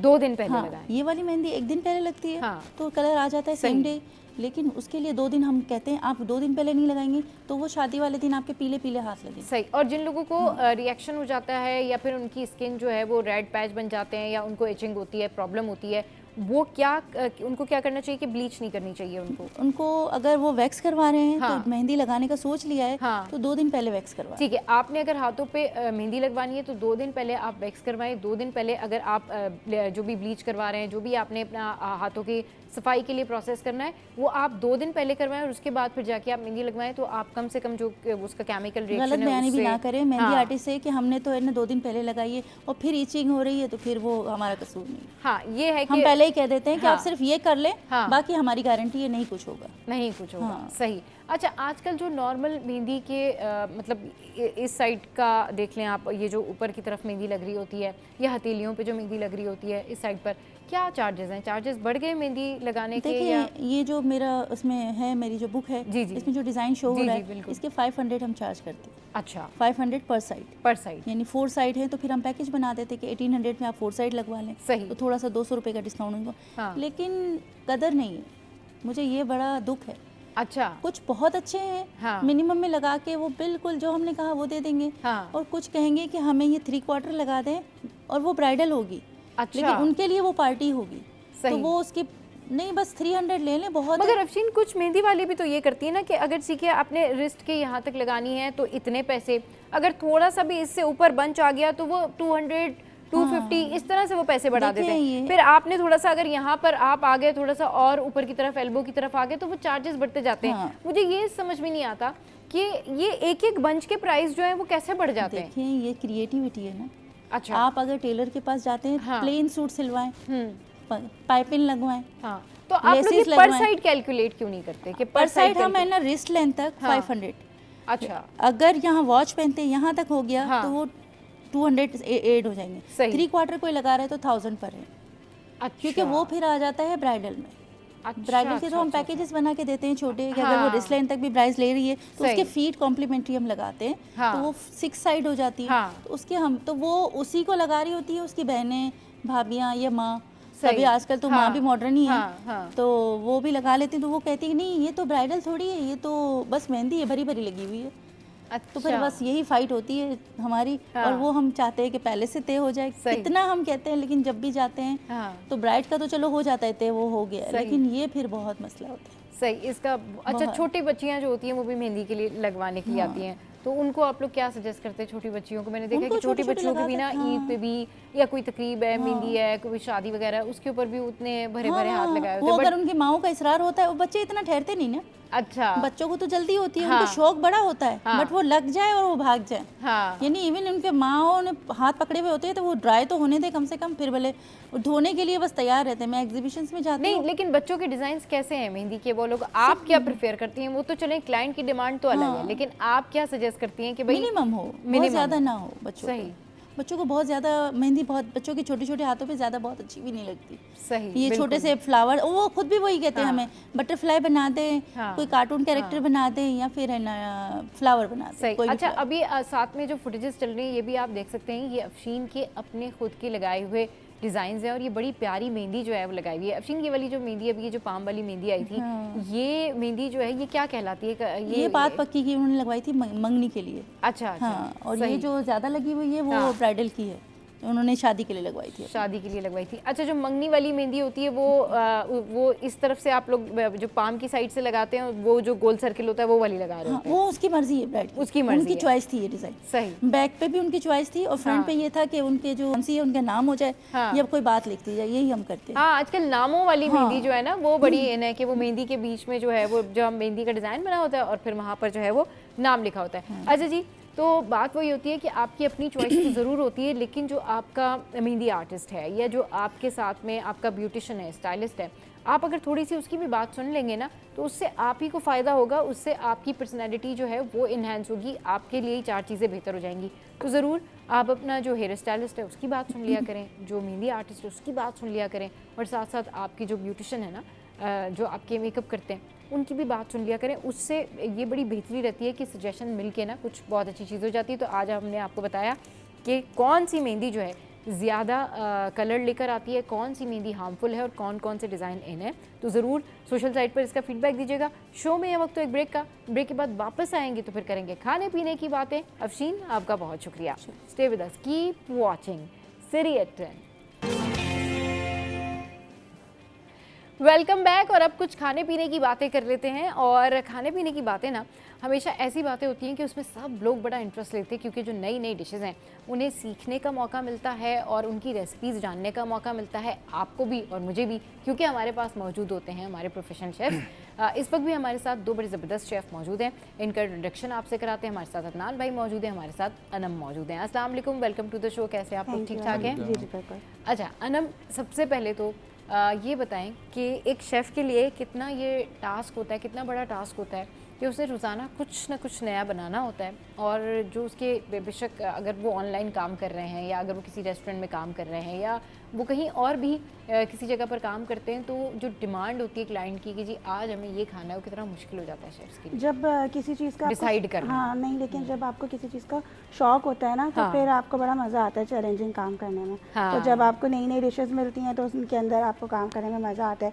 नई नई चीज़ें इन्वेंट करने में, नई नई डिशेस ट्राई करने में मज़ा आता है। सही। तो जब आपका पैशन आपका प्रोफेशन बन जाता है ना तो फिर बहुत मज़ा आता है। ये बड़ी ज़बरदस्त बात की है अनम ने ना कि आपका जो पैशन है अगर वो आपका प्रोफेशन भी हो तो फिर मेरे ख्याल में फिर आपको ज़्यादातर लोग ये कहते हैं कि तुम इतना काम क्यों करते हो भाई, पैशन ही प्रोफेशन बना लिया तो फिर तो काम काम ही नहीं लगता ना। अनम, आपकी स्पेशलिटी क्या है? आप सबसे अच्छा क्या बनाती है? मैं बहुत सारी चीज़ें बना लेती हूँ वैसे तो।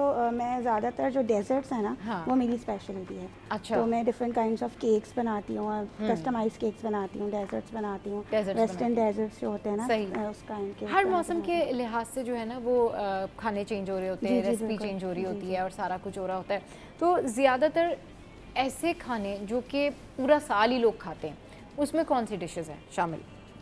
जो वैसे तो आजकल जो ट्रेंड चल रहा है हर इंसान की उसको डिफरेंट चीज़ें पसंद होती हैं। कुछ लोग ट्रेडिशनल खाते हैं, आजकल बच्चे ज़्यादातर फास्ट फूड, और जो आजकल जो नई जनरेशन चल रही है जेन जी, तो वो ज़्यादातर रामीन और इस तरह की चीज़ें खा रहे होते हैं। तो हर कैटेगरी, हर एज ग्रुप की जो चॉइस होती है ना खाने की वो अलग अलग होती है, और वो हाँ थ्रू आउट द ईयर चलती रहती है वो। थ्रू आउट ईयर चलती रहती है। अच्छा जी, जेन जी कैसे खाने खाते हैं? जेन जी मैंने देखा हॉट पॉट और रामीन और डम्पलिंग इस तरह के खाने ज़्यादातर शौक। वैसे तो हम भी खाते हैं हाँ। लेकिन जेनजी मैंने देखा है वो ज़्यादातर इस तरह के खाने खा रहे हैं। अच्छा, जो जेनजी हैं और बाकी लोग हैं उनमें ना मुझे ये लोगों ने बनाया हुआ है लेकिन मुझे इतना फ़र्क नहीं लगता, मुझे मूड का फ़र्क लगता है, मुझे थोड़ी सी चॉइसेस का फ़र्क लगता है। बाकी जो कहना चाहिए ना जिसको कि अगर टैलेंट की बात करें या अदब की बात करें तो उनसे पिछली वाली जनरेशन के जो लोग हैं ना वो ज़्यादा बेहतर और कंसिस्टेंट हैं, क्योंकि ये लोग पता है कब कंसिस्टेंट होते हैं, जब कंसिस्टेंट होते हैं जब इनको किसी किस्म का पता चल जाता है कि ओहो इससे तो हमें ये लॉस हो गया। तो जेनजीज़ की अगर कोई नेगेटिव साइड है ना वो ये साइड भी है कि ये ठीक है बहुत ब्लंट होंगे खाने पीने के मामले में, हर चीज़ में इनको बस क्विक शॉर्ट इस तरह की चीज़ें चाहिए, शॉर्टकट चाहिए। लेकिन उसके बाद फिर इन्हें बाद में पता चलता है कि नहीं नहीं नहीं नहीं ये चीज़ें तो लॉन्ग टर्म से ही हासिल होंगी। अदनान भाई हमारे साथ मौजूद है। अदनान भाई वेलकम टू द शो, कैसे हैं आप? ठीक ठाक हैं? अदनान भाई ये बताएं आपकी क्या स्पेशलिटी है, आप कौन सी डिश सबसे अच्छी बनाते हैं और उसकी रेसिपी भी बतानी है आपने? वैसे तो ज़्यादातर मेरी जो पसंद है हाँ। कढ़ाई, वाइट कढ़ाई जो होती है वो ज़्यादा मतलब पसंद है लोगों को, देसी में। सही। और उसके अलावा केक्स वगैरह भी हैं। और आप बात करती हैं कि क्विक बनानी है, हाँ। तो मैं बता देता हूँ वाइट कढ़ाई की कि बिल्कुल बिल्कुल आप रेसिपी बताएं। वाइट चिकन ले लें, आप बोन वाली ले लें, बोन ले लें, अप टू यू, ज़ाहिर है उसको देखते हुए, हाँ। अपने बजट को देखते हुए। रेसिपी सेम ही है, सिर्फ थोड़ा बहुत ही फ़र्क होगा टेस्ट का। अच्छा, अगर आप चिकन लेती हैं हाफ के जी, उसके छोटे क्यूब्स कटवा लें। हाँ। और उसको मैरिनेट करके थोड़ा सा क्वार्टर कप वाइट पेपर ले लें, 1 टेबल स्पून लेमन जूस ले लें या वाइट विनीगर ले लें, salt according to your taste ले लें, वरना 1 टीस्पून लेवल चोके, और ग्रीन चिली पेस्ट ले लें 2 टीस्पून ले लें, बारीक वाली लेगा मलीर वाली, उसकी थोड़ी स्पाइसनेस हाई होती है। अच्छा। गरम मसाला पाउडर ले लेगा 1/2 टीस्पून ले लेगा, और ब्लैक पेपर क्रश ले लेगा 1 to 4 टीस्पून, और चिकन पाउडर ले लेगा 1/4 टीस्पून, और 3 से 4 टेबल स्पून योगर्ट और 1 टेबल स्पून ऑयल या घी जो भी आपके पास अवेलेबल हो, मैरिनेट करके हाफ एन आवर के लिए रख देगा या 15 मिनट के ठंडी जगह पे रख देगा। हाँ। फिर ऑयल तकरीबन लेगा 1/4 टीस्पून कप ले लेगा, और उसमें ना 2 टेबल स्पून फाइन चॉप की हुई अनियन डाल देगा। सही। अनियन डालेगा, जैसे कि वो ट्रांसलूसेंट हो तो आप ये जिंजर गार्लिक डाल देगा, उसके बाद पेस्ट डाल देगा 1 टीस्पून, और उसमें मैरिनेटेड चिकन डाल देगा, और उसमें आधा कप दही मोर डाल देगा, और देखेगा जैसे ऑयल सेपरेट हो तो उसमें क्रीम डाल देगा 2 से 3 टेबल स्पून, और जूलियन जिंजर और कोरिएंडर फ्रेश के साथ सर्व कर। चले जी, ये तो बड़ी ज़बरदस्त क्विक रेसिपी जो है वो वाइट कढ़ाई की जी वाइट बताई है हमें अदनान भाई ने, और बड़ी ज़बरदस्त रेसिपी बताई है। अच्छा जी, अब क्या होता है कि क्योंकि आपको पता होगा कि लास्ट वीक भी हम इसी तरीके से बात कर रहे थे कि खाने जो हैं वो इतने बेहतरीन होने चाहिए कि घर वालों को भी पसंद आए, और खाने जो हैं वो इतने बेहतरीन होने चाहिए कि ससुराल वालों को भी जो है वो पसंद आए। अनम ये बताएं कि ऐसी कोई डिश, चलिए ससुराल वालों में स्पेसिफिक आज हम कर लेते हैं ना, अलग अलग जो आपकी जो नंदे होती हैं वो जब आपके घर आ रही तो फिर आप उनको क्या बना के खिलाएं कि उनका मूड ठीक हो जाए? अगर वो 4 शिकवे शिकायत भी लेके आ रही हों तो जो खवातीन है वो अपनी नंदों को ऐसी कौन सी डिश खिलाएं कि उनका मूड भी ठीक हो जाए और ससुराल वाले हो जाए खुश? ये बताएं। ये तो बड़ा मुश्किल काम है। वैसे तो मुश्किल काम है, लेकिन आप खाने के जरिए जो है वो ट्राई कर सकते हैं जी। अच्छा, मेरे घर में जब भी इस तरह की कोई भी दावत होती है तो मेरी कोशिश ये होती है कि मेरी जो मेन्यू हो वो सारे लोगों को जो है ना वो कवर कर रहा हो, मतलब लाइक जो बड़े लोग हैं लाइक ट्रेडिशनल फूड भी हो, उसमें बच्चों के लिए सैंडविचेस वगैरह भी हों। तो मेरे घर में जब मेरी इन लॉज में जब मेरी सिस्टर इन लॉज आती हैं तो मेरी कोशिश होती है कि मैं एक चीज़ ना रखूँ, मैं डिफरेंट आइटम्स रखूँ जिसमें सैलड्स भी हों, डिफरेंट काइंड्स के, जिसमें सैंडविचेस भी हों, जिसमें पिज़्ज़ा भी हो, लजानिया भी हो, बिरयानी भी हो। तो जब मैं होस्ट करती हूँ दावत तो मेरी कोशिश होती है कि मैं सारी चीज़ें रखूँ। लेकिन कौन सी ऐसी स्पेसिफिक चीज़ होती है जो मेरी बिरयानी जो आप अपनी नंद को कहती हैं कि ये आपने ज़रूर ट्राई करनी है? बिरयानी हाँ उसको, वो मेरी इन-लॉज में सबको बहुत पसंद है। सबको पसंद है अल्हम्दुलिल्लाह, सबको ओवरऑल सबको। बिरयानी की फिर जरा रेसिपी भी तो बताएं ना, बिरयानी आप कैसे बनाती हैं भाई? पता चले अनम की बिरयानी की रेसिपी क्या है। मैं बिरयानी जो बनाती हूँ ना तो मेरी अम्मी तो कहती है तुम तो सब कुछ ही डाल देती हो उसके अंदर। तो मैं क्या करती हूँ कि जो प्याज होती है ना उसको मैं पहले फ्राई कर लेती हूँ, ठीक है। फिर उसके अंदर मैं टमाटर डाल के उसको अच्छे से थोड़ा सा सॉफ्ट कर लेती हूँ। फिर चिकन डाल के और उसमें मसाला, बिरयानी मसाला जो था वो तो मैं रेडीमेड लेती हूँ, और उसके साथ में अपने थोड़े से मसाले ऐड करती हूँ, थोड़े से गरम मसाले और थोड़ी सी चिली, लाल मिर्च और नमक, ये सब ऐड करके। और ज़ीरा मुझे बहुत पसंद है सारे स्पाइसेस में। ज़ीरा मेरी अम्मी को भी बहुत पसंद है। हाँ, मुझे उसका फ्लेवर बहुत अच्छा लगता है, उसका टेस्ट अच्छा, बहुत अच्छा लगता है। तो वो मैं ज़रूर डालती हूँ उसको, बस डाल के। और उसमें आप आलू बुखारे बहुत इम्पोर्टेंट होते हैं मेरे लिए बिरयानी अच्छा, में। हाँ। और आलू बुखारे से अच्छा टेस्ट आता है बिरयानी में? मुझे पर्सनली बहुत पसंद है। वो इसकी अच्छा, इंटेंसिटी अच्छा, बढ़ा देता है। जब बहुत। सॉर्टनेस जब होती है ना हाँ। तो फ्लेवर को आपको एनहांस करने में बड़ी Enhance हेल्प कर करती देता है। अच्छा अच्छा। तो मुझे सही। पर्सनली बहुत पसंद है, तो वो हाँ। एक मैंडेटरी है, मैं ज़रूर डालती हूँ अपनी बिरयानी सही। में। और उसके बाद आप चिकन डालें, सारे मसाले डालें उसके अंदर आप। अच्छा, एक और चीज़ होती है कि मैं अपने बिरयानी में ना टमाटर के साथ हरी मिर्चें डालती हूँ, तो उसका अच्छा। फ्लेवर बहुत अच्छा आ जाता है। सही। फिर आप हरा धनिया, पुदीना और हरी मिर्चें डालें और उसको अच्छे से भून लें। हाँ। चिकन अगर आप बना रहे सही। हैं तो। और फिर आप जब राइस बॉईल करते हैं ना, तो उसके अंदर मैं ज़ीरा हाँ। और हरा धनिया, पुदीना और हरी मिर्चें डाल के बॉईल करती हूँ और लौंग, तो उससे ओके। बहुत अच्छा फ्लेवर आ जाता है राइस में। और फिर उसको दम दे के और दम दे देती हूँ, सिंपल। सही। अच्छा, झटपट बिरयानी जो है वो कैसे बनाई जा सकती है कि आपके पास चीज़ें कम हो, थोड़ी चिकन हो, थोड़े से मसाले हों, कैसे आप फिर उसको देखिए बिरयानी आजकल तो बना बिरयानी की इतनी काइंड हैं हाँ। कि बस हर और ऐसा भी होता है, मैंने देखा हर घर की बिरयानी स्पेशल होती है। सकते हैं? हर घर की बिरयानी स्पेशल होती है। हम yes, अपने हाँ। घर में बना रहे हैं, आपके हाँ। घर में जो आपकी अम्मी बना रही होंगी वो आपको पसंद और होगी। एक फ्राइडे का दिन जो सर्वे हुआ है Mostly। ऑल ओवर द हाँ। पाकिस्तान, वो फ्राइडे का दिन जो है बिरयानी का डे बिरयानी फेस्ट है। स्पेशल, और हर घर की बिरयानी अच्छी होती है। तो अगर आपने झटपट बनानी है बिरयानी, तो आप सिंपल प्याज को फ्राई करें, उसमें टमाटर डालें, चिकन डालें, सारे मसाले डालें, चावल भी डाल दें हाँ। और बस उसको बॉईल करें। जब वो बॉईल आ जाए उसके अंदर उसको दम दे दें, वो भी बिरयानी रेडी हो जाएगी आपकी। चले जी, अदनान भाई जो हैं वो भी अभी एक रिसर्च हमारे साथ में शेयर कर रहे थे, उनसे भी रिसर्च भी पूछते हैं और बिरयानी की रेसिपी भी पूछ लूँगी। अच्छा जी, अदनान भाई ये बताइए क्या रिसर्च है भाई कि फ्राइडे के दिन ज़्यादा लोग बना हाँ, रहे अभी हैं? मैंने नेट पे ही पढ़ा था, हाँ। रिव्यू पढ़ा था लोगों हाँ। का, तो ज़्यादातर जो बिरयानी डे फिक्स हुआ हुआ है हाँ। वो शुरू से, वो जो आप बात कर रही हैं कि वो जो ओल्डर से हमारा चल रहा है, वो छुट्टी होती थी कल किसी दौर में, हाँ। तो वो लोगों का ये होता था सब, अब तो कंबाइन नहीं हाँ। होते, लेकिन पहले हाँ, दौर में लोग हाँ। कंबाइन होते थे। हाँ। तो वो ये होता था कि गोश्त भी कम पकता था, हाँ। तो वो उस दिन ज़्यादा लोगों का जो एक होता था कि वो जमा हुए हैं, तो वो स्पेशल डिश होती। तब तो बिरयानी एक हो गई कि आपको ठेले पे भी मिल रही है, लेकिन पहले के अगर आप सर्वे करें तो वो बिरयानी एक बड़ा नाम था। नहीं, लेकिन बिरयानी स्टिल उसका नाम है। हाँ, मुझे नाम लगता है, लेकिन अब तो हर बिरयानी जो जगह है ना, वो available है। कभी पुरानी नहीं हो सकती। और मुझे तो कोई 10 दिन तक भी बिरयानी खिलाए ना, तो रोजाना? मैं खा सकती हूँ। अब वो सिंपल इतने मुझे इंस्टीट्यूट इतने खुल गए बहुत हैं, ज़्यादा हाँ। तो बिरयानी। वो लोगों के पास एक, अब समझे कि बिरयानी एक वो है, अभी भी है। कराची की बिरयानी मेरा ख्याल है भाई पूरे कराची की बिरयानी बड़ी फेमस फेमस है। है। हाँ, और बिरयानी जो है वो अनम ये कह रही हैं कि उनको कोई 10 दिन भी बिरयानी खिलाए तो वो खा सकती हैं, लेकिन डिपेंड करता है ना कि भाई बिरयानी मज़ेदार होनी चाहिए, वरना बहुत सारी जो राइस होते हैं वो ऐसे हो जाते हैं जैसे बिल्कुल ड्राई से हो जाते हैं। और बिरयानी भी ना मुख्तलिफ तरीके की पकी हुई लोग पसंद करते हैं। इस पर करेंगे बात, लेकिन छोटी सी ब्रेक के बाद। आप हमारे साथ रहिए। Welcome back. तो भाई बात हो रही है खानों की, खाबों की, बिरयानियों की, और बिरयानी की बात निकली तो जिस तरह से अभी अनम ने हमें बताया कि आपके घर में जो अवेलेबल चीज़ें हों उससे भी बिरयानी बन सकती है। और फिर अदनान भाई ने बात की कि भाई प्रॉन बिरयानी भी बहुत अच्छी बनती है।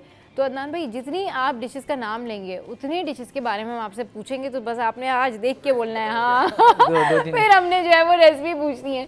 तो ज़रा बताएं प्रॉन बिरयानी की रेसिपी क्या है? अभी मुझे इंस्टेंटली याद नहीं हाँ। है, तो बट हाँ, अनम ये- अनम से अनम पूछ बता लेते हैं दें ना, थोड़ा सा ये दोनों ही तो ब्रेक में बातें कर रहे थे प्रॉन बिरयानी की, कर रहे तो थे। हमने कहा भाई जरूर पूछते हैं कि भाई क्या रेसिपी है जी, हाँ, बताएं अनम बिल्कुल। आप। अच्छा, मेरी जो मैं बिरयानी बनाती हूँ हाँ। तो मेरी प्रॉन बिरयानी भी थोड़ी स्पेशलिटी में आती है। सही। और इसका जो मेरा जो की इंग्रेडिएंट होता है हाँ। वो होता है पिसा हुआ जो खोपरा होता है ना, हाँ। वो आप इसके अंदर डालें तो उसका बहुत अच्छा एक फ्लेवर इनहेंस होता है। सही। अच्छा, सेकंड ये होता है कि प्रॉन बिरयानी में आप दही यूज़ नहीं करते। हाँ। और जो आपका प्रॉन होता है ना, उसको हाँ। आपने पहले विनेगर में वॉश कर लेना। अच्छा। उससे क्या होगा, जो प्रॉन की जो भी स्मेल होती है ना, वो सारी ख़त्म हो जाएगी।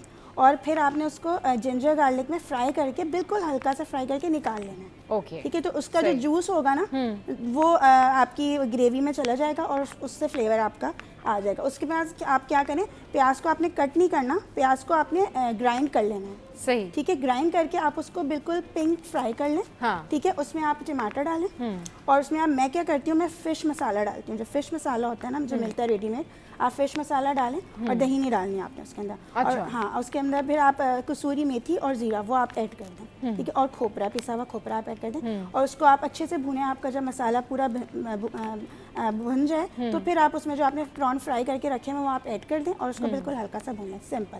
अब जो राइस है वो बॉईल करके उसमें आप दम दे दें और ऊपर से आप जो पुदीना और हरा धनिया से ना उसको गार्निश करके उसको दम दे दें। सिंपल बहुत मजे की बिरयानी बनेगी और उसमें बिल्कुल भी स्मेल नहीं होगी प्रॉन, बिल्कुल भी अच्छा उसमें हाँ वो वरना वो हीक आ रही होती है या स्मेल आ रही होती है ना, बिल्कुल उससे नहीं लोग थोड़ा सा। आएगी। इसी तरह से आप जब कलेजी बनाते हैं ना या फिश बनाते हैं तब भी अगर आप उसको विनेगर से वॉश कर लेते हैं ना तो उसकी जितनी भी स्मेल होती है ना वो सब चली जाती है, उसकी स्मेल जो है वो सब चली जाती है। अच्छा जी, हमारे अदनान भाई और अनम दोनों ही यहाँ पर जो है डिशेस बना के लेके आए, तो अदनान भाई से मैं पूछना चाहूँगी, अदनान भाई ये आज क्या बना के लेके आए हैं? बड़े स्पेशल सी डिश लग रही है जी। ये मैंने कुछ फ्यूजन किया है, ये मलाई बोटी की एक बेस बनाई थी जिसमें बोनलेस चिकन ली थी और इसमें वाइट पेपर जो मैंने वाइट कढ़ाई की रेसिपी बनाई थी, बोनलेस चिकन ली थी, उसमें थोड़ा सा white vinegar according to your मतलब 1 टीस्पून ले लिया था, दही तकरीबन 2 से 3 टेबल स्पून ले लिया था, क्रीम ली थी 2 टेबल स्पून मैंने इसमें, और सॉल्ट एंड पेपर लिया था, और ग्रीन चिली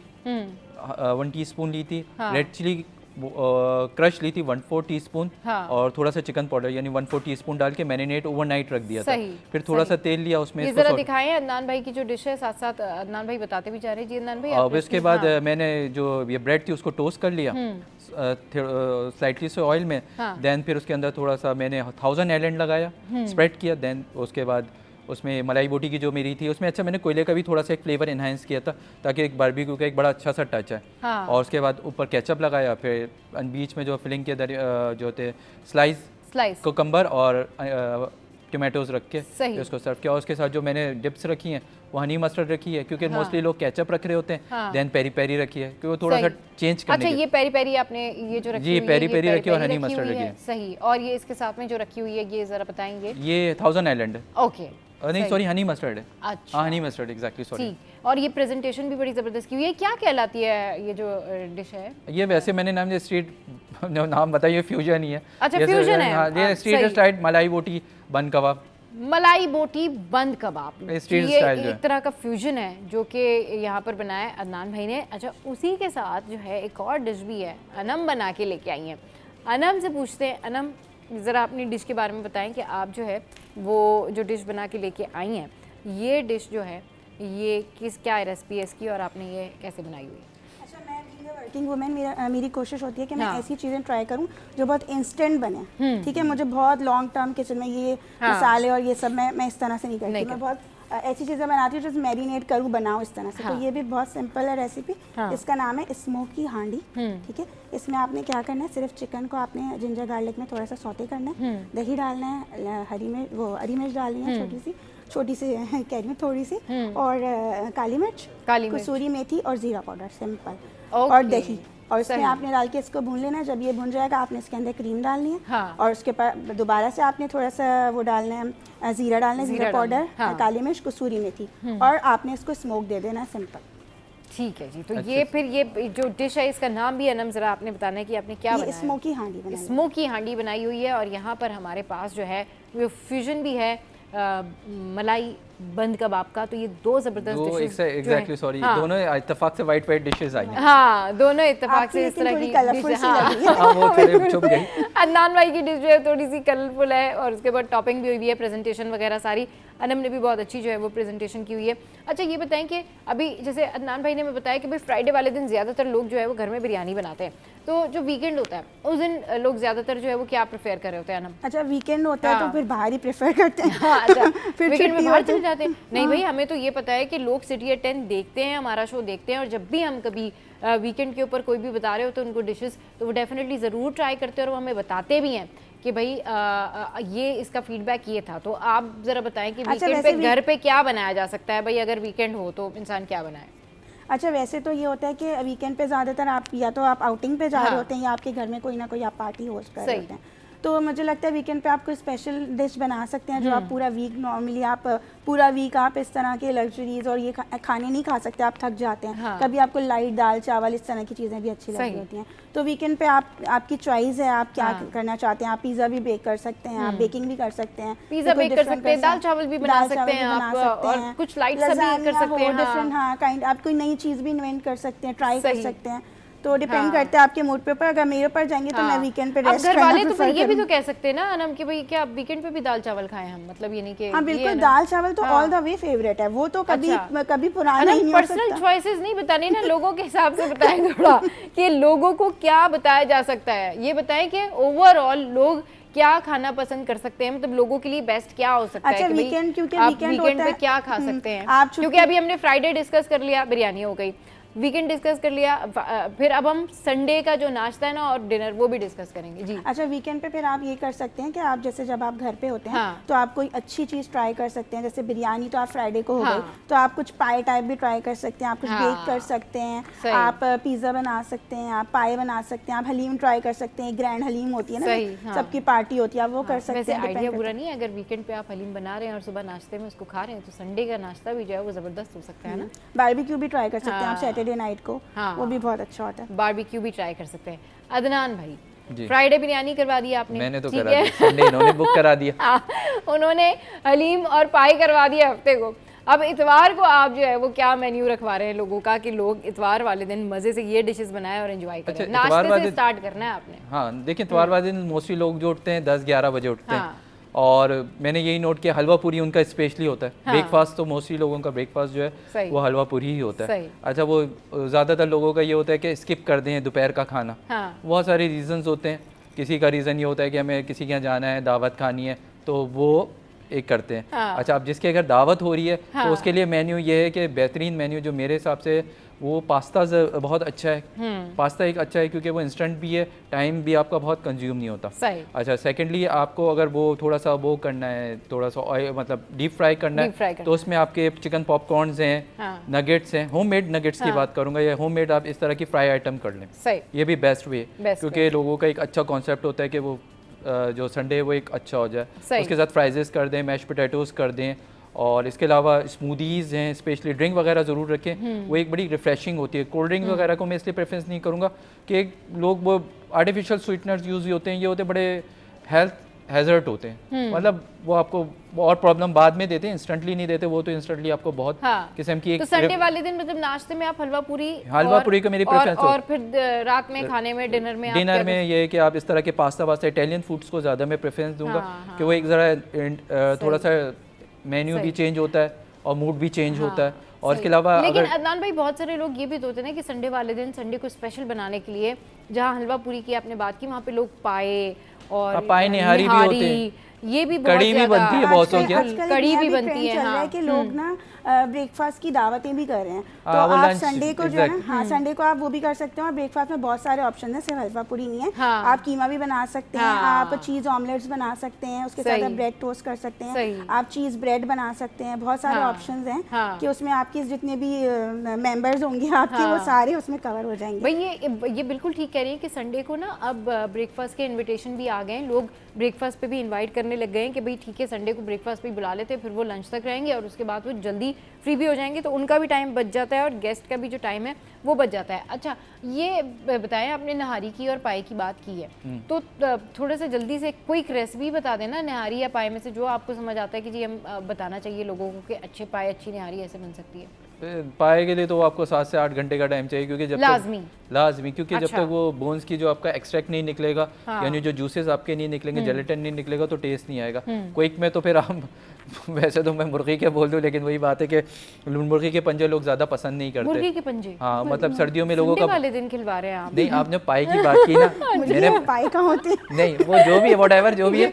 अदनान भाई चले जी, हाँ अब बताएं, एक अच्छी डिश हो सकती है और हो सकता है वाकई नहीं, वो सर्दियों के tasty लिए बहुत सारे स्पेशल लोग पसंद करते नहीं, स्पेशली होंगे। मैं ये बताऊं, सर्दियों में पाए और निहारी का ज़्यादा जो ट्रेंड होता है वो सर्दियों में ज़्यादा होता है। हाँ। क्यों? और दूसरे के पंजे जो मैं बोलूँ बुरे नहीं होते, सर्दियों में आप खाएं तो बहुत इफेक्ट गर्म देते हैं। उसमें ये है कि आप थोड़ा सा साबुत गरम मसाला लेके और थोड़ा सा जिंजर गार्लिक के 4-5 कलियाँ लेके और उसको मतलब इतना पकाएं को अगर 2-2.5 लीटर पानी डालें तो कम से कम आधा लीटर पानी रह जाए, तो अच्छा। फिर वो आप पिएं और रोटी के साथ खाएं, तो यकीनन आपको देखा। अच्छा, जहाँ तक निहारी की रेसिपी, निहारी के लिए फिर वही बात है, 2 से 3 घंटे आपको रिक्वायर्ड है। अच्छा। क्योंकि भूंग का गोश्त होगा, हाँ। फिर उसको पकाना है, तो उसके लिए यही है कि मैं अभी रेसिपी मुझे आप इंस्टेंटली पूछ रही है ना, हाँ, मुझे ऐसी नहीं कोई बात नहीं, कोई आराम से आप बता निहारी सकते हैं। लोग पैकेट से हाँ, पैकेट से बनाते हैं, लोग लेकिन ये निहारी कि का। अगर वो क्योंकि ये होता है कि आप अगर आधा पैकेट यूज़ कर रहे हैं, वो ब्रांड का नाम नहीं ले सकता, हाँ। लेकिन उसकी निहारी का मैं बोलूँगा मसाला बहुत ज़बरदस्त है। अच्छा। अगर वो वो सही। मैं वो एक बात शॉर्ट और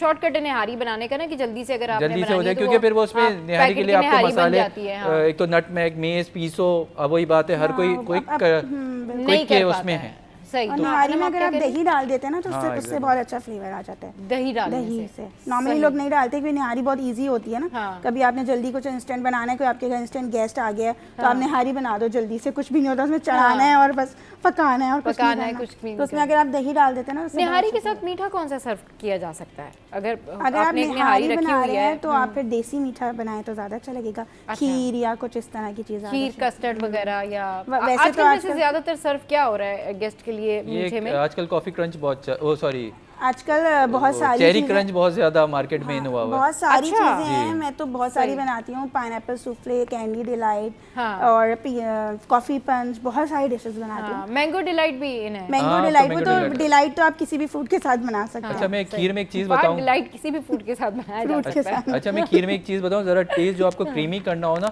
तो अगर आप 1 किलो दूध लेनी हो तो 1 टेबल स्पून आप सिंघाड़े का आटा इजीली अवेलेबल है। हाँ। तो उससे जो टेक्सचर और जो उसका क्रीमी टेक्सचर है ना, बहुत ज़बरदस्त आएगा। सिंघाड़े का आटा चलिए जी। आप बात करें। नहीं, सिंघाड़े का आटा। अच्छा जी, चलिए जी, आज इतनी सारी रेसिपीज़ हमने आपके साथ में शेयर किए हैं, तो आज का शो जो है वो डेफिनेटली आपको बहुत ही अच्छा लगेगा। और आज का शो जो है उसकी फीडबैक जो है ज़रूर हमारे सोशल साइट पर दीजिएगा। आज हमने जो है वो निहारी से लेके बिरयानी और दाल चावल से लेके इन तमाम चीज़ों को डिस्कस किया। तकरीबन जो है वो कम से कम हमने आपको 5 से 6 रेसिपीज़ जो है वो इंस्टेंट वाली भी बताई हैं, और इसके अलावा हमने आपको ये बताया कि जुमे से लेके इतवार तक आप क्या खाने बना सकते हैं। और फिर हमारा जो नेक्स्ट शो होगा उसमें डेफिनेटली बाकी डेज़ को भी जो है वो हम सोचेंगे कि शेफ़ से पूछे कि क्या क्या वो बनवा सकते हैं, बना सकते हैं। तो शो का टाइम हो गया एंड अप। आज के शो का फीडबैक ज़रूर दीजिएगा। अनम आपका बहुत शुक्रिया और अदनान भाई आपका बहुत शुक्रिया। तो जनाब हंसते रहिए, मुस्कुराते रहिए और देखना मत भूलिए। Keep watching serious 10।